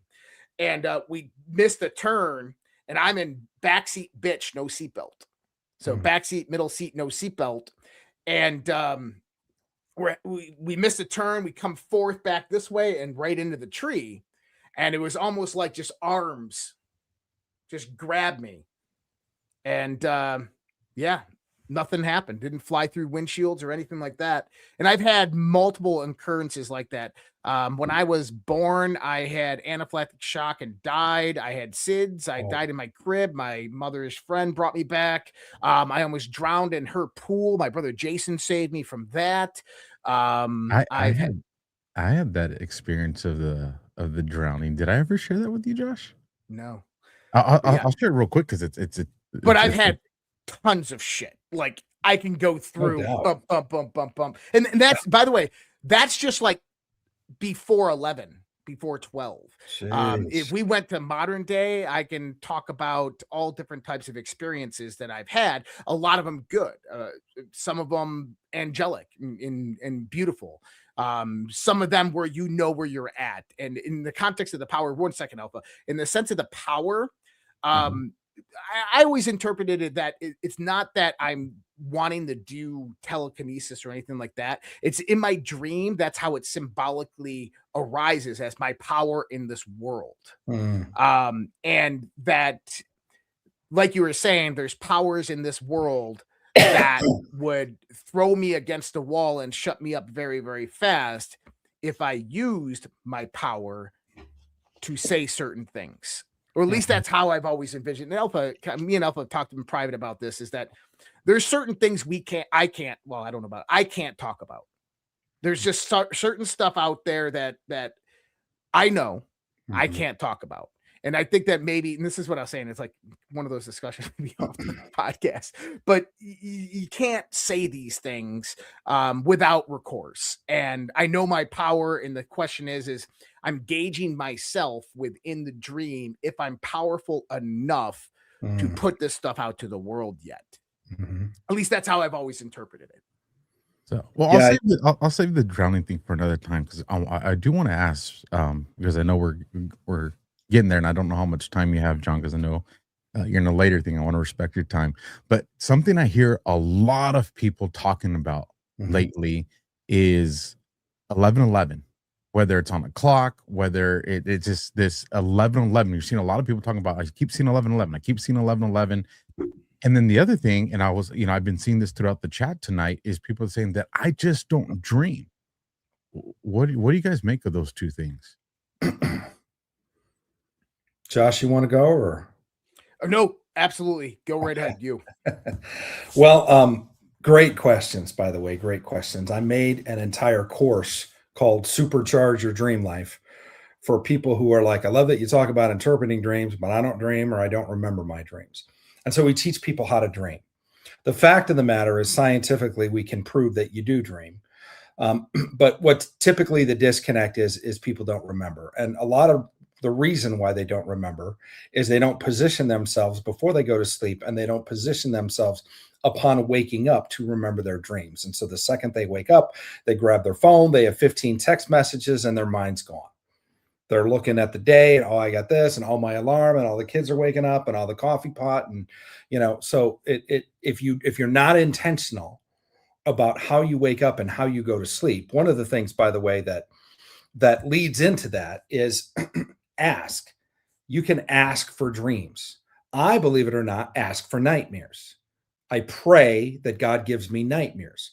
Why?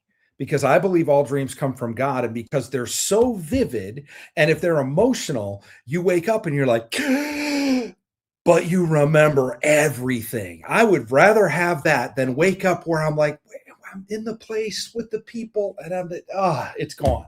That frustrates me. I'd rather wake up in a cold sweat than not. And so one of the things that's interesting is, in the military, if the general says, go take that hill, the first place you go is to intelligence.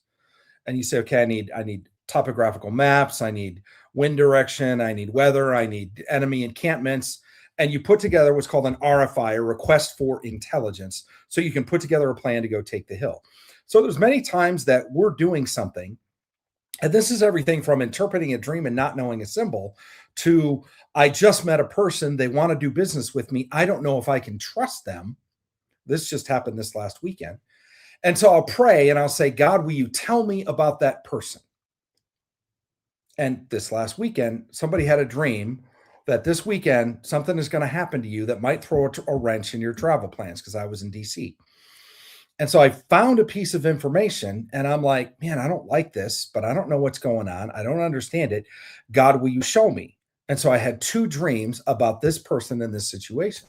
And so I called them, and it was true. And it was very shocking news. And I found out that it was true. And then I found out that even some of the details, which are things that I would never know in the dream, were also true. And so ask God to give you dreams. If you don't believe in God, that doesn't mean he won't speak to you in dreams. When the whole Gaza thing was going on, and there were all these Hamas people out there and everything else and blah, blah, blah, you can think what you want about that situation. But I prayed live, and we can go back and look up the timestamp. And I said, God, I just pray that you would reveal yourself as Jesus Christ to these Hamas fighters in Gaza. It was no less than 3 weeks later when an article comes out, and it says 200 people, 200 men in Gaza plus, all had the same dream the same night about what they call the man in white, which, if you know about Muslims dreaming, it's a typical way that Jesus introduces himself. So you can ask for somebody else to have dreams.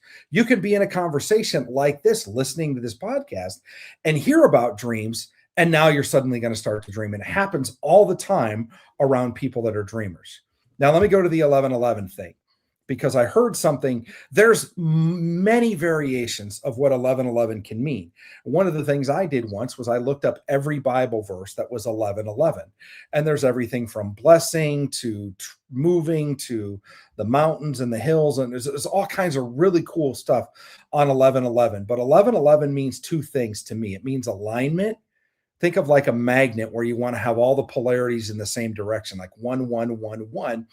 But the thing that I heard when you said 11:11 is a piece of history you may or may not know, is that right before JFK was killed, he signed an executive order. And it was an executive order to give the power of printing money back to the Treasury and make U.S. Treasury silver certificates. And it was Executive Order 11110. And after he was killed, the powers that be rounded up all of those silver certificates and burned them all, and they disappeared. And if you can find one or two, they're extremely valuable because they're not available anymore. And that was kind of the message. Don't mess with the central banking system and the Federal Reserve. And a lot of people believe that was and likely is one of the reasons potentially that JFK was killed. So it's interesting if people are seeing that now, in light of the golden era that we live in, who our president is, the underground war that's happening, and the transfer of power at the Federal Reserve, this week? So if you're seeing 1111, what you need to know, because again, it doesn't mean, a lot of people are like, well, it always means this. Well, maybe it means that to you, but it doesn't mean that to everybody, and it doesn't mean that in every case. So that's why when somebody says something like, what does this mean? I want to get quiet. And that's the first thing I heard was JFK executive order.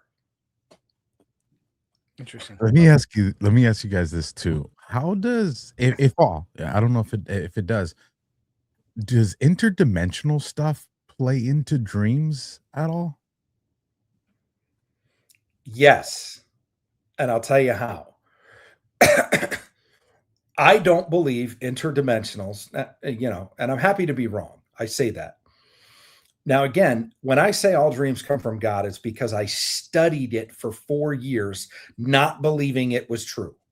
And I can be very hard-headed and very argumentative. It came as a thought when I was trying to interpret the dream of a woman that had a riddle at the end.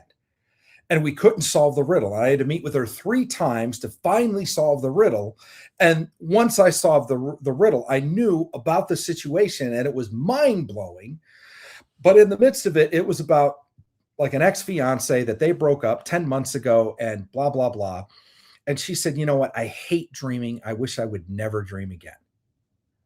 And I felt physically like I got punched in the stomach when I heard that. And I'm like, man, that's weird. And I heard this in my mind. I heard, arise, my darling, my beautiful one, and come along. For behold, the winter is past. The rain is over and gone. The flowers have appeared in the land. The time of singing has come. And I knew that to be Song of Solomon. I now know it's Song of Solomon 2, verse 10.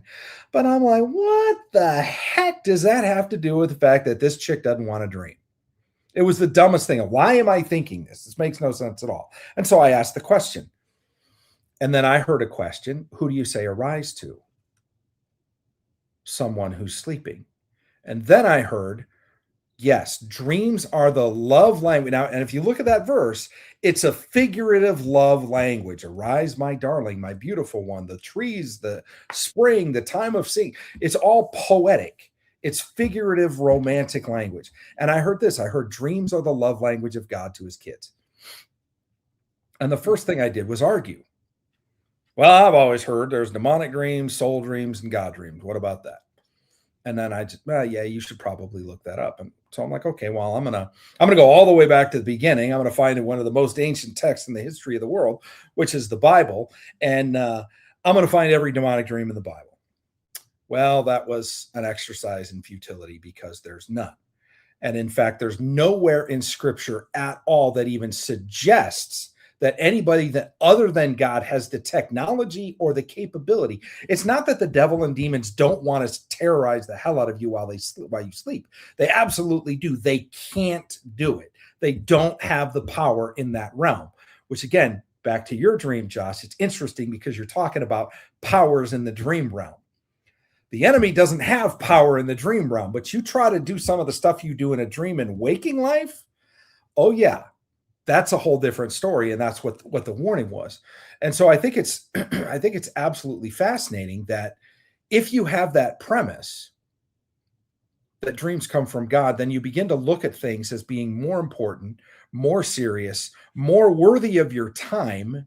And then all you need to do is have it proven to you once or twice that you get woken up 24 hours before the CENTCOM base in Qatar is bombed, and you called that one 3 years ago.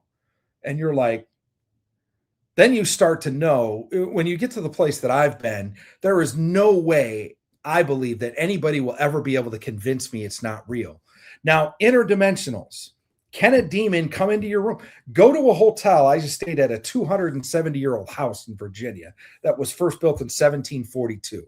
I did my last podcast from it. And they said there's Union soldiers, there's Confederate soldiers, there's a lady named Maggie, there's all kinds of ghosts and stuff up here. When I went into the room, I said, look, I'm tired. Get out of my room. Leave me alone. I don't want to hear nothing from any of you. And I didn't. You know, so if you go into a place and somebody was brutally murdered in that room and you don't clean the spiritual atmosphere, those of you that know how to do it, if you don't ask, then you may have a dream that you are getting murdered in that room or something terrible happens. And it may actually end up being exactly what happened historically in that room. Yep. And then people will be like, well, that's a demonic dream. It's a demonic dream in that God is warning you of, let's say, an interdimensional presence in the room. So the question was, can interdimensionals affect your dreams? If a presence is in a room that God wants to warn you of, he will give you a dream warning you of that. But again, I don't believe demons, interdimensionals, you know, disembodied souls of the Nephilim, the B'nai Elohim, the Raphaim, giants, anything, any classification of that can put thoughts in your sleeping head, because again, it's not the frontal lobe that's awake. And so who else knows how to access the sides of whatever it's cerebral cortex? So I believe that, yeah, they can affect your dreams, because if they're there, God could warn you, but no, they can't directly crawl into your head and make you see a movie. So what I'm taking here, man, out of all the times we've talked, John, this has never clicked with me. Our dreams are a skiff between us and our creator. Exactly. Yes. Perfect way to say it. No. That gives us a hell of a lot of leverage in the world. And they can be revelationary, they can be prophetic, they can be a lot of different things. I've been very, very psychic throughout my life. If you want to, I mean, you can call it prophetic, psychic, however we just think about foresight. Yeah, we would call it prophetic, but yeah, I so there was I was in, what is it, Gardenia, California. Yeah, Gardenia. Yeah, Gardenia. I was at a hotel in Gardenia, and when I got out of the Navy, I worked for a contractor and went around the country and did all their IT. So we install all their cabling, all their back-end servers, POS system, McDonald's. So and I went around and I did over 26 different McDonald's renovations. And I led a team to do that. And then we would work till 4, 5, 6 in the morning, and then we'd sleep throughout the day before we took the flight later that night. And I'm in a hotel in Gardenia, and we have all the curtains closed because we're trying to get some sleep and it's daytime. And I'm sleeping, and I get lucid in the dream, and I hear a little girl's voice. Like, you ever had the voices that are like not inside your head, but they're like they're talking right in your ear. They're outside, they're talking right in your ear. And the little girl is standing next to 2 older men, and she's going, help us, we don't know what to do. And I fucking wake up freaking out, like, what the hell is going on? Like I wake everybody in the room up. I'm like, did you guys hear that? Like, what was going on? And my buddy's like all pissed off. He turns the TV on, and on the TV, Gabby Gifford was just shot in Arizona. 3 people killed, 2 men and a little girl. Yeah. Wow. You know, I have a buddy that is into this kind of stuff.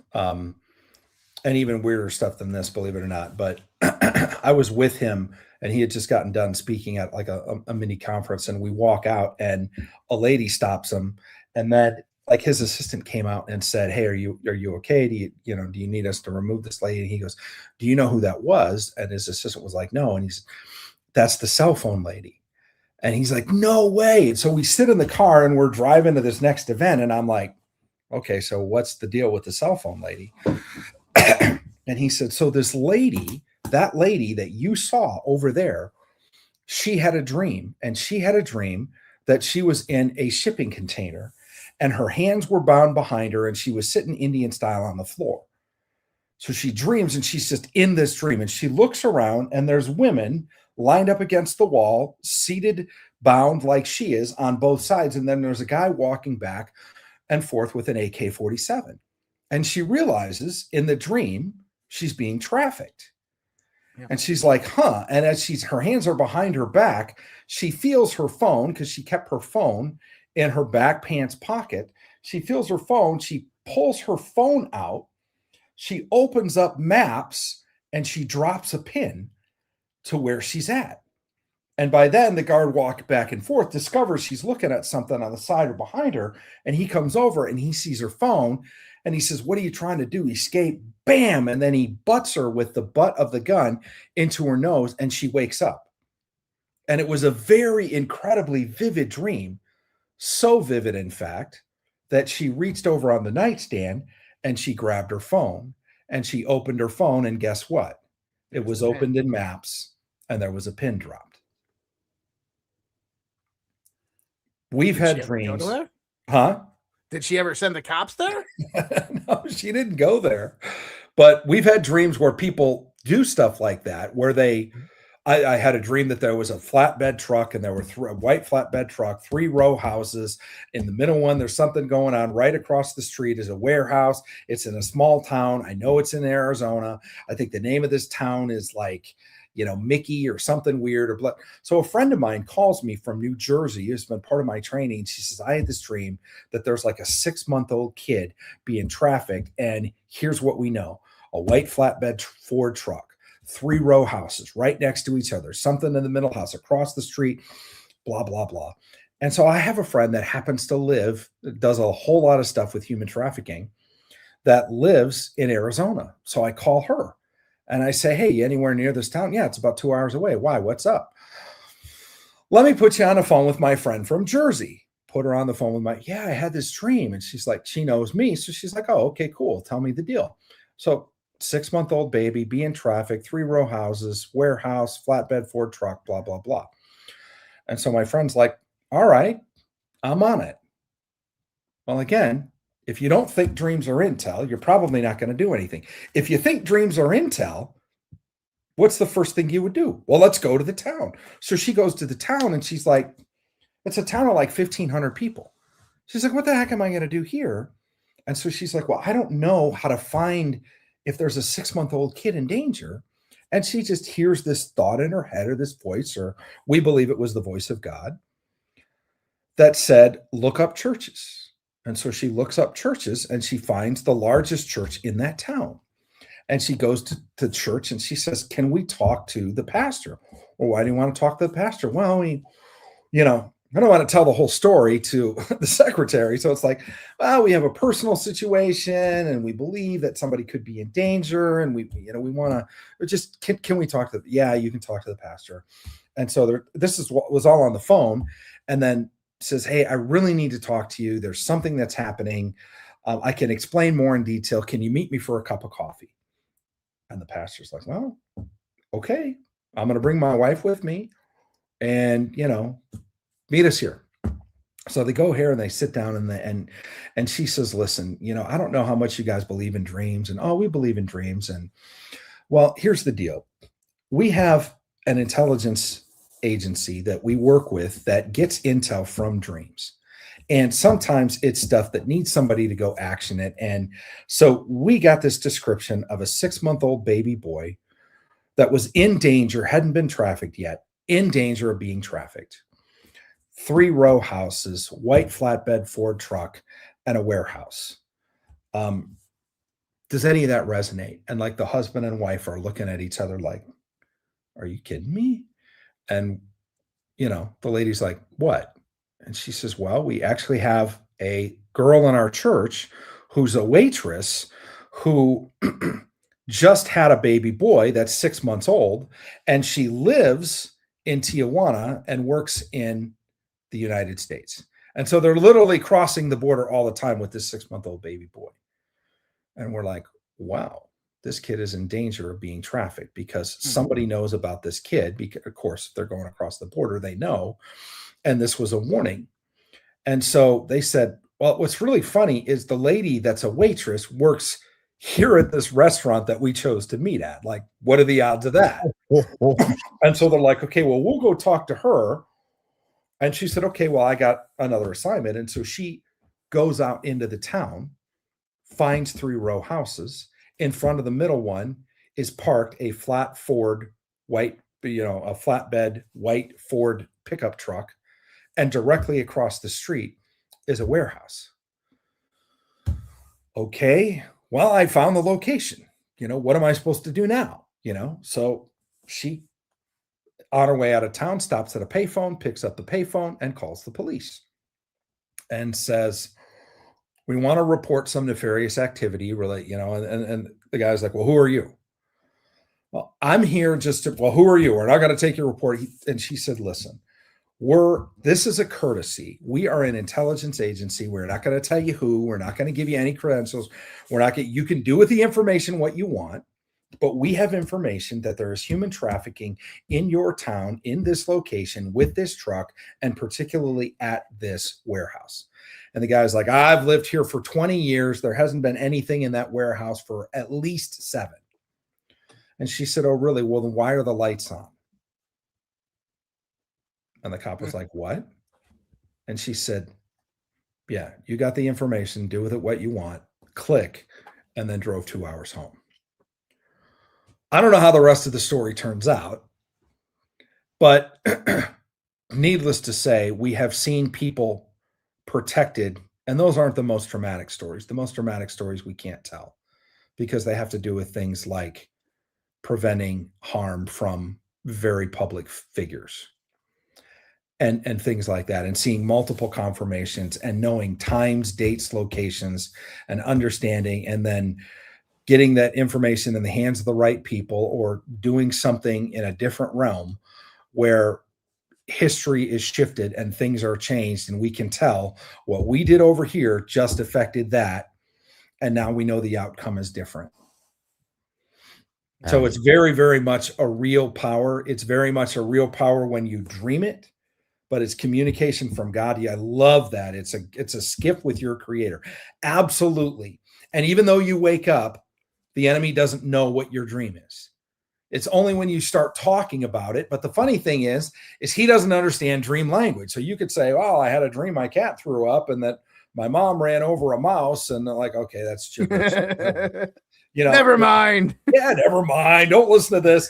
But you realize that, oh, this could mean this, and this could mean that, and this could mean that. And so, and we can even pray, and we've done this, and people can think this stuff is weird, and I really don't care. I've seen so much stuff. Nobody's ever going to be able to convince me that this stuff isn't real. But you can pray against illegal surveillance. I have a friend in, let's just say, various intelligence agencies, and he's spoken about this publicly, where he was assigned to a certain said country that was very actively pursuing an intercontinental ballistic missile program. And every time they knew a launch was going to occur, they would stand on the shore of another said closely related country. And when the missile would fire, they would specifically speak to a certain component on the guidance chip in the nose cone of the gyroscope of the missile. And every time they would, the missile would then go haywire and crash into the ocean. And for the life of the people and the scientists in certain said country, they could never figure out why they could never get a missile that actually worked. This is an example, by the way, of powers that you may have in dreams being actually used in the real world if you know how to use them. And there are real things that have happened, and there are real things that we know about that have affected the very life and even governance of nations and heads of state, because things have been done in a realm that people would say, oh, that's interdimensional territory. Great. And that's why there's spiritual warfare and there's spiritual intelligence. If you really want to understand how to do spiritual warfare at a deep level, then you better be read in on who the enemy is. And you better understand where they come from, how deep they go, how way back they go. And you better not go in because you're feeling frisky and I'm going to go take on all voodooism over Haiti because I don't like it. You better know what authority you have. And that realm is I always grew up with the story. I grew up was Catholic, and then my parents became charismatic and grew up in kind of a charismatic church. And we believed in demons and things like that. I've seen demons cast out of people and stuff like that. But I was always told a story of 3 guys that had a burden for voodooism over Haiti. And they went into a private room and they came against the spirit of all voodooism over Haiti. And 2 of them immediately went into a coma. Damn. And had to be carried out and go to a hospital. So I was always told, listen, when there's like territorial or national principalities, you don't go pick a fight with those because you don't like them and think that your powers in the dream realm can equal the powers in the living room. But it's interesting because the more that we've gone down the rabbit hole with some of the things God is showing us about the spiritual forces, or the interdimensional forces, if you will, behind some of the most nefarious things that are happening in the realm of nations today, we are seeing things at a level of spiritual warfare that happens, that then things happen that are predictable well in advance in the realm of nations. Like leaders getting removed. I got to ask you 2 questions, John, and then I want to make sure, because the people in the chat absolutely love you, and they want so much more of you. But I got to ask you 2 questions. One, this one's going to take a priority because this one's coming from Miss Alpha, and if Mrs. Alpha doesn't get her question asked, she's gonna beat me down. She says the 1111 is something that she's been seeing since like her early 20s, so a couple decades now. So does that mean something if somebody's seen it in their life for a very long time? And then the second question I have, because this has been in some of the other chats too, why do some people dream in color and why do some people dream without color? Well, let's get to Miss Alpha's question.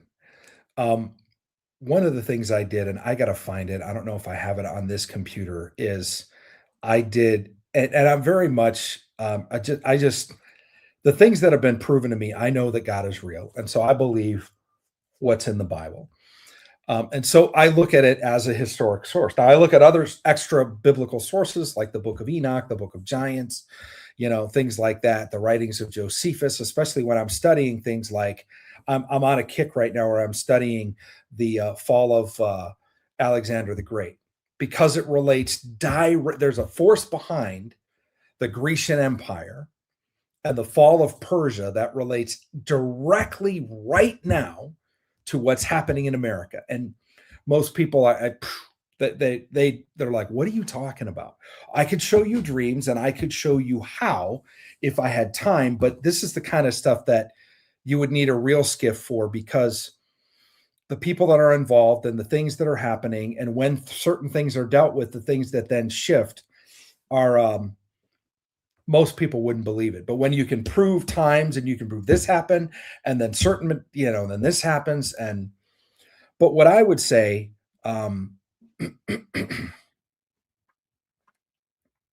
here's what I felt. I felt Romans 11:11. Now, again, I looked up every version of 11:11 in scripture, and a lot of them are about blessings, but in the Amplified, it says this, and again, I'm totally going out on a limb here. I'm okay being wrong. I'm really okay if your wife is like, that doesn't resonate at all, the guy's a whack job. Great, that's fine. But I just have to go with what I hear, because if I don't trust it, then I don't take risk. And if I don't take risk, then nothing is confirmed. And then I have no power in this realm. So this is what Romans 11:11, and again, I have no idea prior to reading it what it says, so it may sound like nothing, but I'm going to read it anyway. So I say, have they stumbled so as to fall to spiritual ruin? Certainly not. But by their transgression, their rejection of the Messiah, salvation has come to the Gentiles to make Israel jealous when they realize what they have forfeited. So this is about the rejection of Jesus by the Jews and then it being spread to the Gentiles. But I think there's something deep in there for her that have they stumbled so as to fall? Certainly not. So my interpretation of that, particularly for her, is the idea that it's the Bible proclaiming that even though they think that they're disqualified or that they're out of favor or that they've done something or that some people are like, oh, I'm cursed, or oh, I did this sin once and I can't believe it and I've never forgiven myself. This says, so I say, have they stumbled so as to fall? Certainly not. And so what I would say is, if there's anything in the life of Mrs. Alpha where she thinks that she's done something that has caused her spiritual ruin, or she feels like, some people, they have a dream that their neighbor dies, they get freaked out and they wish their dreams, they would never dream again. And then they feel like they blew it because now they're adults and they don't dream. God honored that request. And you can request to have it back and it can be restored. But it could be something like that where she feels like there was something that she did wrong. And I feel like what God is trying to get this message to her. And what he does is he'll start giving you the message. The best way is remember Harry Potter when he's staying under the stairs and the owl comes in and slips an invite to Hogwarts through the front door. And then they take it and they burn it. And then he comes with another and then they burn that. And then it ends up being this whole massive flock of owls and they fill the whole house with these letters. So that's the thing. God will give you a sign that you don't understand. And he may give it to you 5 years ago. And when you finally meet the destiny point where someone is in your life, or there's a conversation like this, where you get the interpretation, you have a stack of do not open until Christmas letters, but now it's Christmas. And now you realize that whatever this message is, God's been speaking to me for the last 5 years, like all the way back when whatever I did where I felt disqualified, God began to show me 11:11. And for 5 years, I had no clue what it meant. Now I know what it means. And now it all makes sense, including why it started when it did. Yeah. So I love what you said right there, because I wanted to do something with this. I wanted to give people kind of what the scientist would say, but then what I believe. The scientists will say that this is apopenia, right? Apopenia is where you start to see numbers and patterns and these types of things within just random information, right? And they would say it's nonsense, it's meaningless, there's no synchronicity. Carl Jung would talk about it in the context of synchronicity. And what I will say is with people that are seeing the repeating numbers 333, 1111, 1001, whatever it might be, this is how I view it, because it's very similar to what you just said. Is that you have this unfolding that happens over time, and you have various different points in time that God is going to reveal something to you, or that you're going to figure something out, or you're going to meet your destiny or your fate or whatever that is. Now, imagine that somehow in your life at that point in time, like your Miss Alpha's life at 20 years of age, something happened to her, and she began to associate and anchor within her mind. And I always have to give this framework, is that a thought is a pattern and a sequence over time of neurological firing. So trillions upon trillions of neurons firing in patterns and sequences over time. This produces a three-dimensional through time construct of what a thought is. So imagine that Miss Alpha, at age 20, had something that she associated, anchored with that thought construct at that time. And then throughout her life, randomly, boom, oh my God, 1111. Oh my God, 1111. But what that really is your reticular activating system. It is part of your brain that recognizes frequencies and patterns of things, which is brought importance to that association of that thought construct. So every time that you see it, you might not associate directly what that thought construct is, but your subconscious is reminding you of what it is, seeing if you come to the epiphany bringing it back up because maybe it's associated with a negative feeling or a good feeling or a loving feeling, or maybe it was something wonderful, or maybe it was a message for whatever it might be. But you can find these that they reveal themselves over time, that there's going to be one day where that synchronicity is going to match up. So good. That sequence and process over time of that thought construct is going to match that time. And all of a sudden, oh my God, the epiphany, the aha. It just clicks. Yep. And so then the second part then, or the second question, why the difference? Some people dream in color, some don't. That's a really interesting question. I don't know if I ever remember if I dream in color or not, unless I see a particular color. A lot of times I don't wake up and think, did I dream in color? Now, I'm going to tell you what it's not, because there's people that believe if you dream in black and white, it's from the devil. and again, it's like, I'd love to share with you how I was around a church group, and some lady asked me when I said all dreams come from God, that she had a dream that she was raped by her father. And you're going to have to prove to me why a loving God would give me that dream. And I tell that story, and it proves the premise. It absolutely was from God, and it meant something very, very serious to her. But there wasn't a person in the room, including me, at that point that thought that that was a God dream. So people say, well, if it's in color, it's a God dream. If it's black and white, it's not. Well, what about your dream? Was half of your dream a demonic dream and the other half was a God dream? See, it makes no sense. The premise falls flat. If it is color, it tends to be more vivid. If it's more vivid, it tends to be, think of the volume turned up. There's 3 ways God turns up the volume. 1 is a vivid dream, which can be a dream in color. 2 is a recurring dream. And 3 is an emotive dream, or what many people call a nightmare, a terrifying dream. Now, by the way, most of the kings in the Bible, with the exception being Solomon, were given terrifying dreams, as was Abraham Lincoln, as was Garfield, as was Barack Obama. The dreams of Abraham Lincoln are absolutely mind-blowingly fascinating. If we had another hour, I would break down how God warned Lincoln before everything that happened, almost everything that happened in the Civil War from the very start of Sumter. He has a dream at night that he's on a ship chasing another ship that's moving with great rapidity to a dark and distant shore. That day he wakes up and they fire on Sumter. It's the start of the Civil War, April 12th, 1861. He has that dream the last time, and this is why we know he has the dream. And I've verified this personally through 3 historic sources. So this is all information that you're not going to find this in books. You're going to find this from somebody that's really passionate about studying dreams, particularly how God speaks to kings and how God speaks to heads of state. I wanted to see, does that happen in America? If he spoke to kings in the Bible, then you would think. And so Abraham Lincoln is one of the most, if not the most prolific dreamer president. So he has the same dream. So April 14th, 1865, it's 4 years and 2 months later, they signed at Appomattox 5 days prior on April 9th. And he's in a cabinet meeting. Grant is visiting, General Grant. And so they invite him to the cabinet meeting. He's sitting there and he says, have we heard from Sherman? And Grant's like, no. I mean, Sherman's on his way to meet Johnston and let the Confederate General Johnston know that the war's over. We signed at Appomattox 5 days ago, but after that, he's coming back to Washington. Why would you expect to hear from Sherman?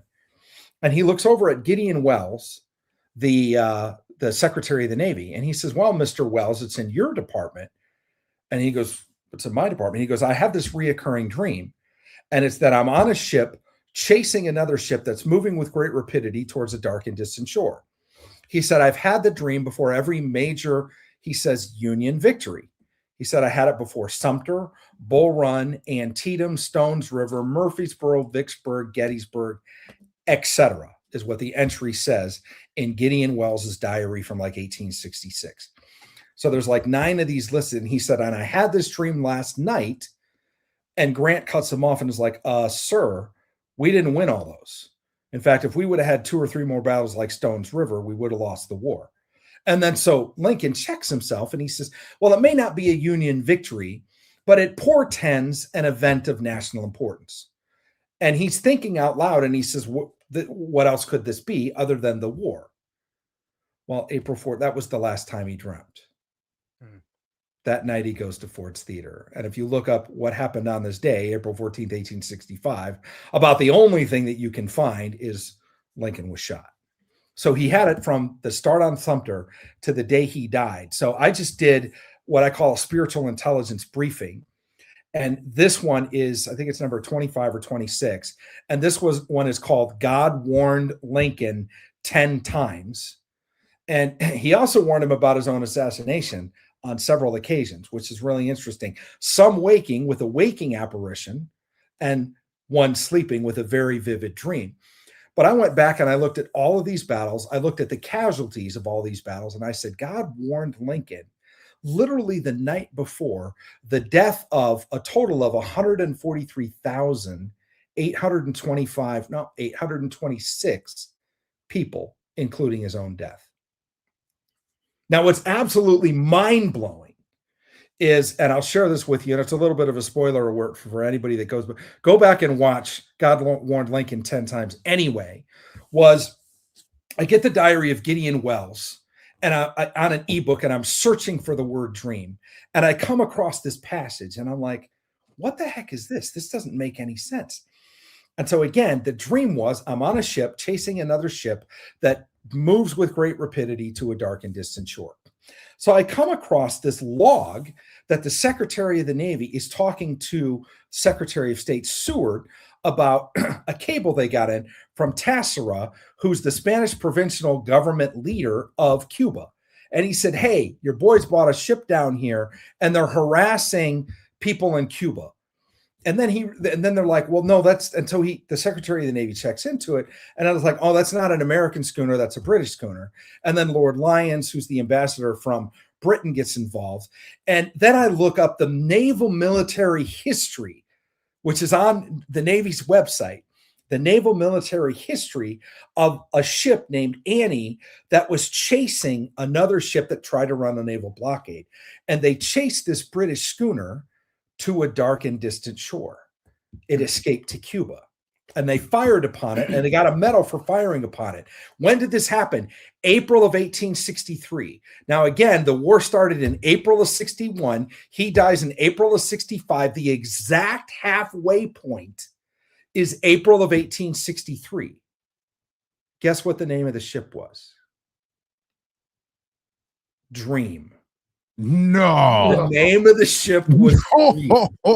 Like, I can show you, I have a picture of the ship. I can show you the military entry. I can show you the discussion in the diary of the Secretary of the Navy. Like, this is the kind of stuff that when you see this happen 25 times, you stop wondering if there's a supernatural component connected to dreams, because you're like, I'm like, oh, what the hell was that? Well, you guys, I know, right? You're like, that actually happened in real life at the exact 2-year point of the war.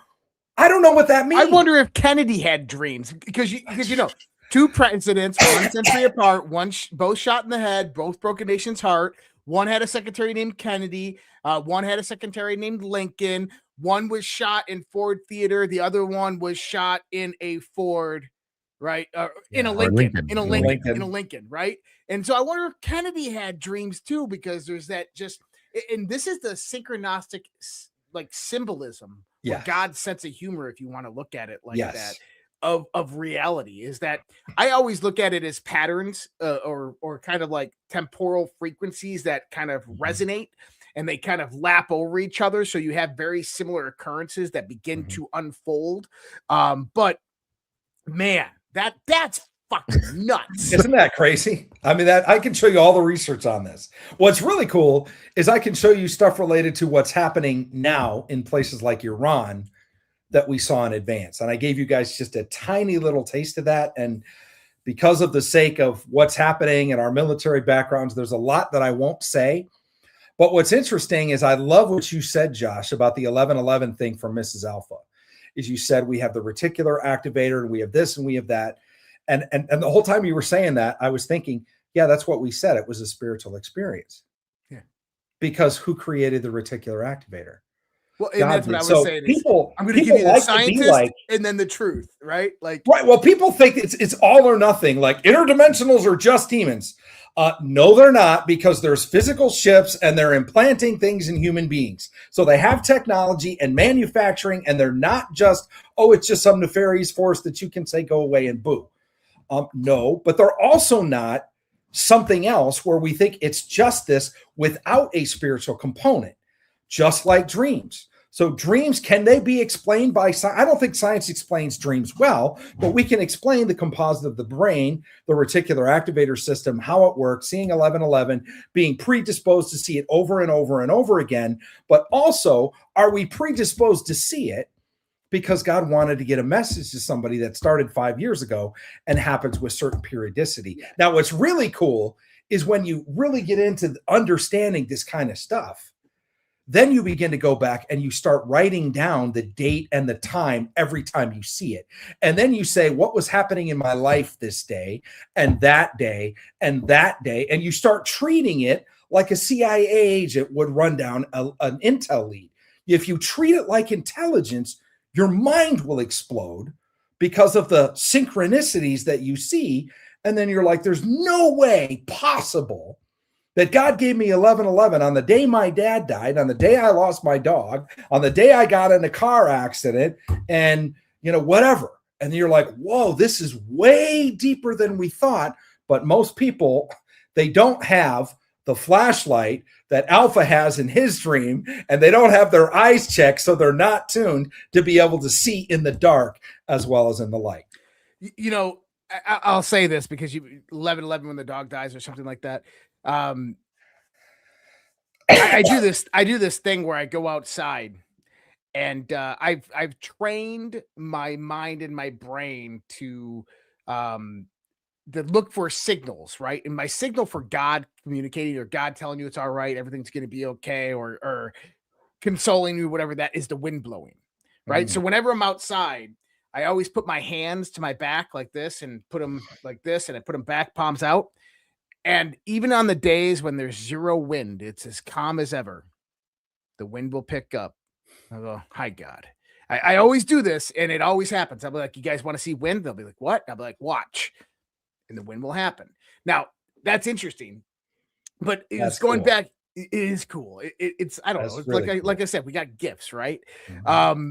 Now, going back into the reticular activating system, is the reason I did that is because I wanted people to see that there's science and there's reality. Right? Yes. Like, for instance, right now, people are like, oh my God, I'm watching this amazing podcast, and look at all the information I just learned. And I got all these notes on my computer. And the scientists were like, no. That's a computer. That's a processor and a graphics chip. And it's a monitor. And in the monitor, you have pixels. And these pixels are just transistors that are lighting up with red, blue, and green. You don't know what you're talking about. That never happened. This is the difference. Is the scientist is going to tell you kind of how things are working, not why things are working. Yes. And not how those things that work actually come together in structured information and form. And so, as you're saying about dreams, is I don't think science will ever understand dreams. You're absolutely right. They're going to tell you that your opticular cortex is doing this, and your emotional parts of your brain are doing this, and this is what's happening during a dream. It's all an illusion. But then we're sitting there going, well, how did that illusion just predict the future? And here's something, because there's going to be probably close to 100,000 people that watch this show on all the different platforms, if not even more than that. And there's a lot of people that probably were saying tonight, I don't dream no more. So here's something very simple to try. Tonight, when you go to bed, just say, hey, God, I'm ready to have my dreams again.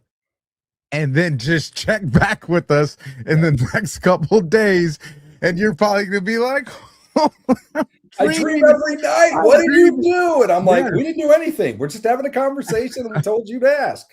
And the next thing you're gonna say is Josh, Alpha, when are you bringing John back? Well, here's the thing: we are definitely gonna bring him back, but you don't have to wait. John, where can people find you? The websites and the links are down in the description, but for those people that are listening and not watching, how can people find you, and how can people get more educated, and how can people start to use dreams to their benefit? Like, how can they learn how to use this stuff? That's really good. Thank you for asking. I have a website called Dream Life Decoded. Think of your life. There's your waking life, and then there's your dreaming life. DreamLifeDecoded.com. But you can also put in spiritual intel, like spiritual intelligence, spiritualintel.com. It'll get you there too. If you go to enroll on that website, there's classes. One of the best classes we have is, especially if you're spiritually minded, is the Dreams Through the Bible.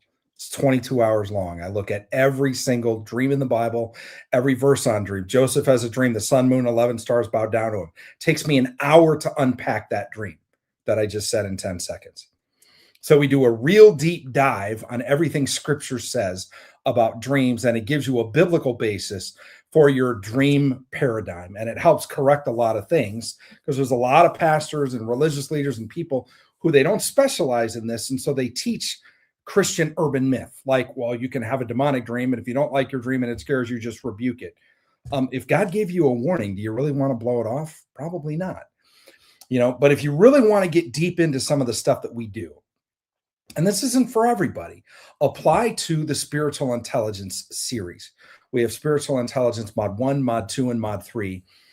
And just to give you an example, one of the things that I teach is out of a book called, we call it the PIA, the Psychology of Intelligence Analysis. It's what analysts in the CIA call their Bible.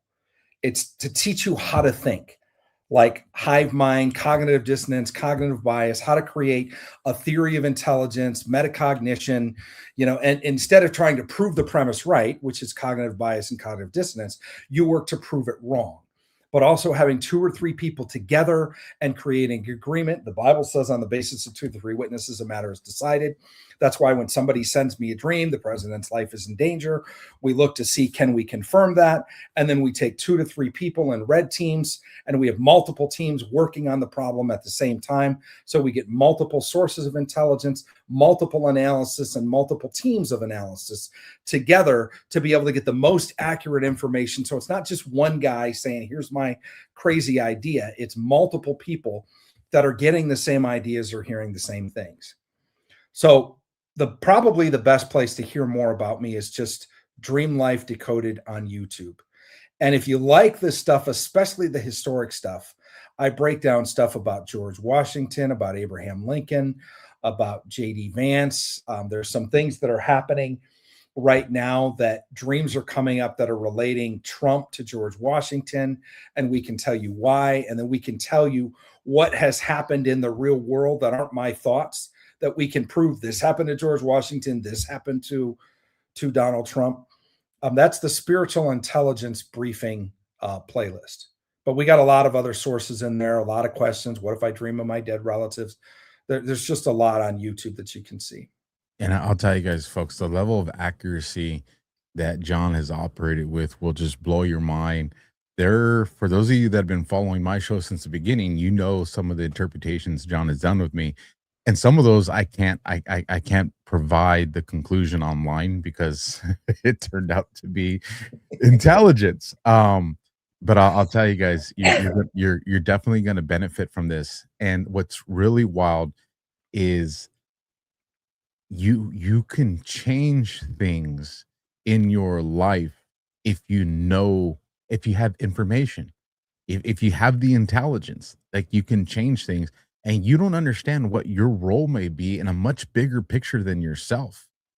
Whether it be for maybe your family, maybe your community, maybe the nation, maybe all of humanity. And it's probably just right here, just waiting to be decoded. And so, folks, if you're feeling pulled to it, go there, go to those websites and check that out. Josh, I got a bunch of rumble rants because people were fired up today. So I don't know if you have any, but I don't know if you have any final thoughts, and then we can get into these rumble rants because there might be a question or two in there for John. I think I had 2 come in. I'll just go ahead and nail these real quick. $10. Can I answer this question right here in the comments? Yeah, go ahead. Warrened words. And it talks about spreading the gospel. And I appreciate your passion and your heart. If you read in Genesis 41 about Joseph to Pharaoh, and you read in Daniel 2 about Daniel to Nebuchadnezzar, what they do and what I seek to do is to form a relationship with God to a human being. So that's why I talk in kind of general format where everything's not Christianese. We're not in church. I'm not talking like we're in church, but it's going to be hard for you to walk away from this podcast and not know that we believe that all dreams come from God and the Creator. And so if you want to get more connected to God and have a relationship and have an ongoing faith life built, one of the absolute best ways to do it without having gate-kept information like the church has done for thousands of years is to hear from God directly for your life. Well, in order to do that, you have to understand the language. And so that's why we're passionate about teaching people spiritual intelligence so you can hear directly from God for you. And by the way, I don't know a better way of spreading the good news or discipling nations than to get people directly connected to the source than that. 100%. I've always said, you don't need a middleman at all. I'll go ahead, Josh, and then I'll jump into mine. No, I just got a few here. So please tell me why I dream there is about 4 to 5 feet of wet snow in my dream. I'm either shoveling, driving, or oddly riding a bike. Thank you. That was from one of the people there. Is $10 Rumble Rant. Let me get through the rest of these real quick. So Joden, $82. You morons need to wake up from the dream world and realize that massive betrayal only supports the Epstein Israel first crowd. Enjoy Democrat rule the next 20 years. But I think that was at Alpha. Because I don't speak about those things on my show. I've been called the APAC Israeli first lobby the last few days because of Alpha and his rhetoric here. And I'm like, what are you talking? I don't. What the hell are you guys talking about? Who talks about it? It's guilt by association. I'm sorry, bro. Alpha will answer all the Massey questions. Yep. Amazing show tonight. $10 from True Deplorables. Appreciate that. And then is there another one? I don't think so. And I do have one ad to run before we do go. So I will run that. And but if you wanted to talk about that one, the person sees 3 to 5 feet of snow and they're running, jumping, snow blowing, shoveling, and riding through it. Sounds like they have some restrictions in their life that they need to get out. Particularly restrictions on moving forward with a desired pace. So if you're shoveling, it means you're moving stuff out of the way that's blocking you. If you're playing, then you're enjoying the season that you're in and the moment that you're at. If you're trudging uphill, it means it's uphill. It's difficult. You're in a hard season, and it'd be a whole lot easier if I didn't have 3 or 5 feet of snow. Now, again, 3 feet is about your waist. 5 feet is literally about chest high. So it depends on, look at when you dream about 3 feet, because you're feeling hard to move forward. When it's chest high, you're feeling completely overwhelmed. Mm-hmm. And so I think it's interesting because a lot of times people don't like the snow. And if it's wet snow, it's also cold. It also drains your energy. I mean, there's a whole lot there than just the fact that, obviously it's difficult to move forward and it's difficult to see where you're going. And there's a blockage on your view and knowing the way. And if there's 3 to 5 feet of snow, how do you even know where the road is? You got to just stay in between the ditches if you're on a country road. So there's all of these aspects. What I would say is put yourself in that situation and think about what it would practically be like. Well, I got to get the snowblower. I got to get the salt. Well, why? Because I don't want to walk in that all the time and people can get hurt and blah, blah, blah. And even just ask. If you just ask, say, God, what does this dream mean? And then all of a sudden you get a thought, like Josh said, there's blockages in your way you need to remove. And then you're thinking about your career advancement and how you never get promoted. It might be, oh, this is key. So how do I shovel the path forward? And then you'll get the intel, and it'll be actionable intelligence. I always say, interpret your dreams to the point that you get actionable intelligence. And actionable intelligence, believe it or not, according to the Bible, isn't to just pray. People have a dream that, I had a dream that my kid was unsafe, so I'm going to pray for my kid. No, Lincoln wrote a dream to his wife while he was gone, and he said, please lock the gun cabinet. I had a disturbing dream about Teddy. Well, that's actionable intelligence. That wasn't pray for Teddy. I had a disturbing. I wish I knew what the dream was. did he rob a bank or commit suicide, or what was he doing with his gun? But it was actionable intelligence, and Lincoln had actionable intelligence. And then Lincoln treated his recurring dream as actionable intelligence all through the Civil War. So it works. Fired up. Fired up. Awesome. Well, let me run this one ad, and then you can go into yours if you want to. Yeah, go ahead. Fire off. And do you have the kids guide? If you do, just bring it up. I have another one that I'm gonna do, but you're good. Go for it. That's the only one I got here. So, all right, parents. Real talk for a second. America's about to hit a huge milestone. We're coming up on America's 250th birthday. 250 years of freedom, grit, sacrifice, and the greatest experiment in self-government the world has ever seen. This is the perfect moment to help your kids understand why this country matters. Not just fireworks and hot dogs, but the story behind it all. There's a free guide called The Kid's Guide to America's 250th Birthday. And it's honestly a great way to introduce your kids to how America began and how the founding fathers were, what they risked, and why the idea they fought for still matters today. The guide sends kids back to the moment when brave men signed the Declaration of Independence, knowing full well they were risking their lives for freedom. It breaks it all down in a way kids can actually understand and enjoy without watering it down or turning it into boring schoolwork. If you care about raising kids who know where this country came from and why it's worth preserving, this is something you'll want to grab. The best part, it's completely free with a special offer. You just need to pay the $2 for shipping and processing. Just head to freeusabirthday.com. That's freeusabirthday.com. And the Kid's Guide to America's 250th Birthday is yours for your kids today. America's story matters. Make sure the next generation knows it. There you go. So let me get this one up on the screen. I saw one that I was tempted to do just to piss everybody off, but I said no. Why the wise one? Yeah, it starts with Y's. Yes, I won't do it. I won't do it. No, I'm not. I'm not. But it was just going to be so funny. So instead, since we're talking tactical tonight, folks, MCG clamp, folks. You guys are going to love this stuff. You know, I've talked about a couple of the other products that they have, but check it out. I've got something for you. Actually, make that too. They aren't just add-ons or nice to haves. They're the kind of gear you don't think about until the moment you really wish you had it. First, you're getting a tourniquet. Not the kind you see on a shelf collecting dust. This is the same style that the standard issued for the Marines in the field. This kind of tool, and this is the one for the reason. When things go sideways and there's no time to hesitate, and on top of that, I'm going to throw in the Tonto trail knife at no cost. Built for hard use, not display cases. If you're ready to grab yours, scan the QR code that you see on the screen right now. If you're like, I don't see the QR codes, because you got to get over here to Rumble, or go directly to mcgtac.com/alpha-clamp. That's mcgtac.com/alpha-clamp. This is about being a little more prepared than you were yesterday, a little more capable when it counts. So here's the deal. This is for the audience only right now. So don't sit on this crazy deal. Grab your clamp and free knife while they're all still available. If you got people you care about, it makes sense. Grab a couple extra while you're at it. Offers like this don't hang around that long. So if you want it, don't wait until it's gone. Again, folks, grab your clamp, tourniquet, and free knife while they're still available. Scan the QR code or visit mcgtac.com/alpha-clamp right now. And you'll see that link in the chat as well. If you're watching the replay, you'll see that down in the description. All right. Let's see what kind of Rumble rants came in over here and see if we got. You guys don't attack Josh because of stuff I say. Come on. Dollar for dollar coming in from Feaster 422. Josh, what was that isotonic? Wait, hold on.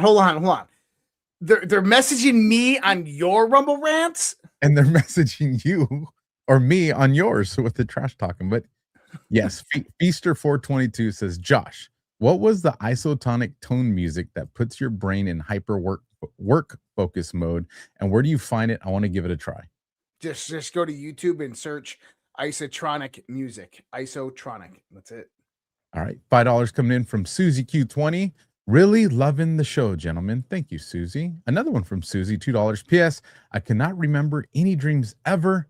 I might see a blur while waking. That was early on in the show. So hopefully, Susie, you'll try some of these new methods. We got rated by Space Shot 76. OG Anon right there. Thank you for that Space Shot. $2 coming in from ZBM. From my own experiences and limited knowledge, aren't generational curses fallen angels followers a specifically picked family lines? Again, love the guests. Very wise in my opinion. And thank you guys. I have no idea what the answer to that is. I don't know if either one of you want to tackle that one. You want to read it again? Yeah, it says, from my own experiences and limited knowledge, aren't generational curses fallen angels followers of specifically picked family lines? Not always. No, I mean, a generational curse can be as simple as a spirit of addiction. I've seen that in extended family where, again, the dad dies at 60 because of cirrhosis of the liver. The son has, 23 DUIs, the grandkids, and you just think of how many generations of the family is taken out. That's a curse. That's a curse. When you realize there's a spiritual force behind that, it's not just, well, I just really like alcohol. No, there's a spiritual thing there that wants to hold your family in captivity to not be able to have an influence on the world like you were destined to, because your destiny and your purpose, which is a lot of what God guides you to in your dreams, will wreak havoc in the enemy's world and will help in the world of the kingdom or in the world of God. And so the enemy doesn't want you to know what your purpose and destiny are and wants to distract you in every way possible. Again, this is why every single night you plug into the source.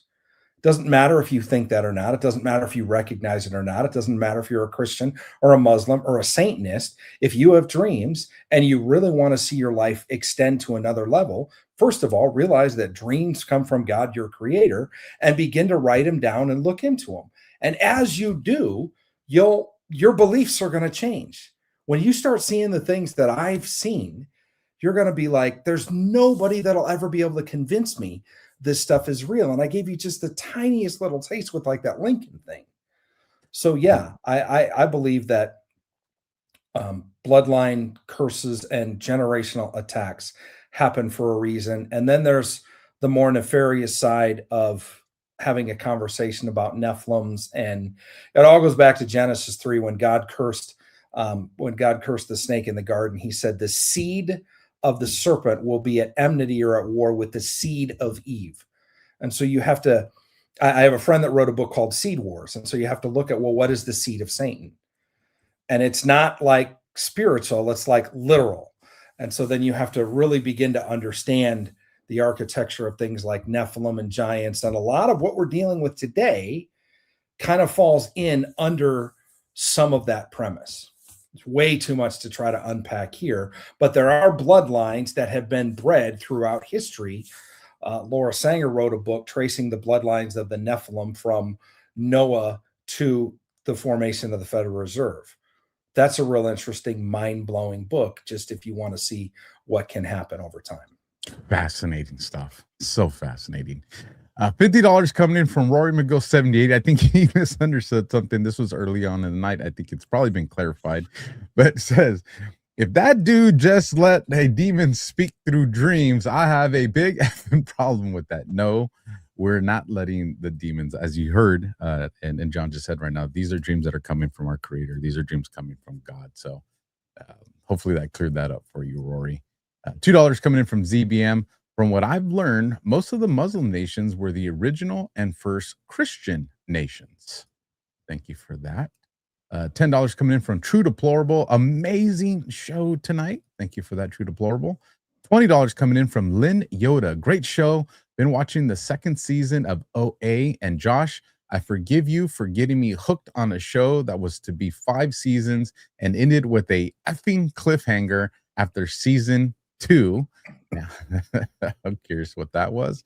Dollar for dollar ZBM. Dr. John should look into American tribesmen spiritual encounters, especially the ones who've become Christian, because they have thousands of years of long generational curses that they want to be free of. Very interesting. Very interesting. And that will conclude the Rumble rants. I didn't see any super chats that came in. Folks, do us a solid. While you're here, this helps out all of our different platforms that you're watching on.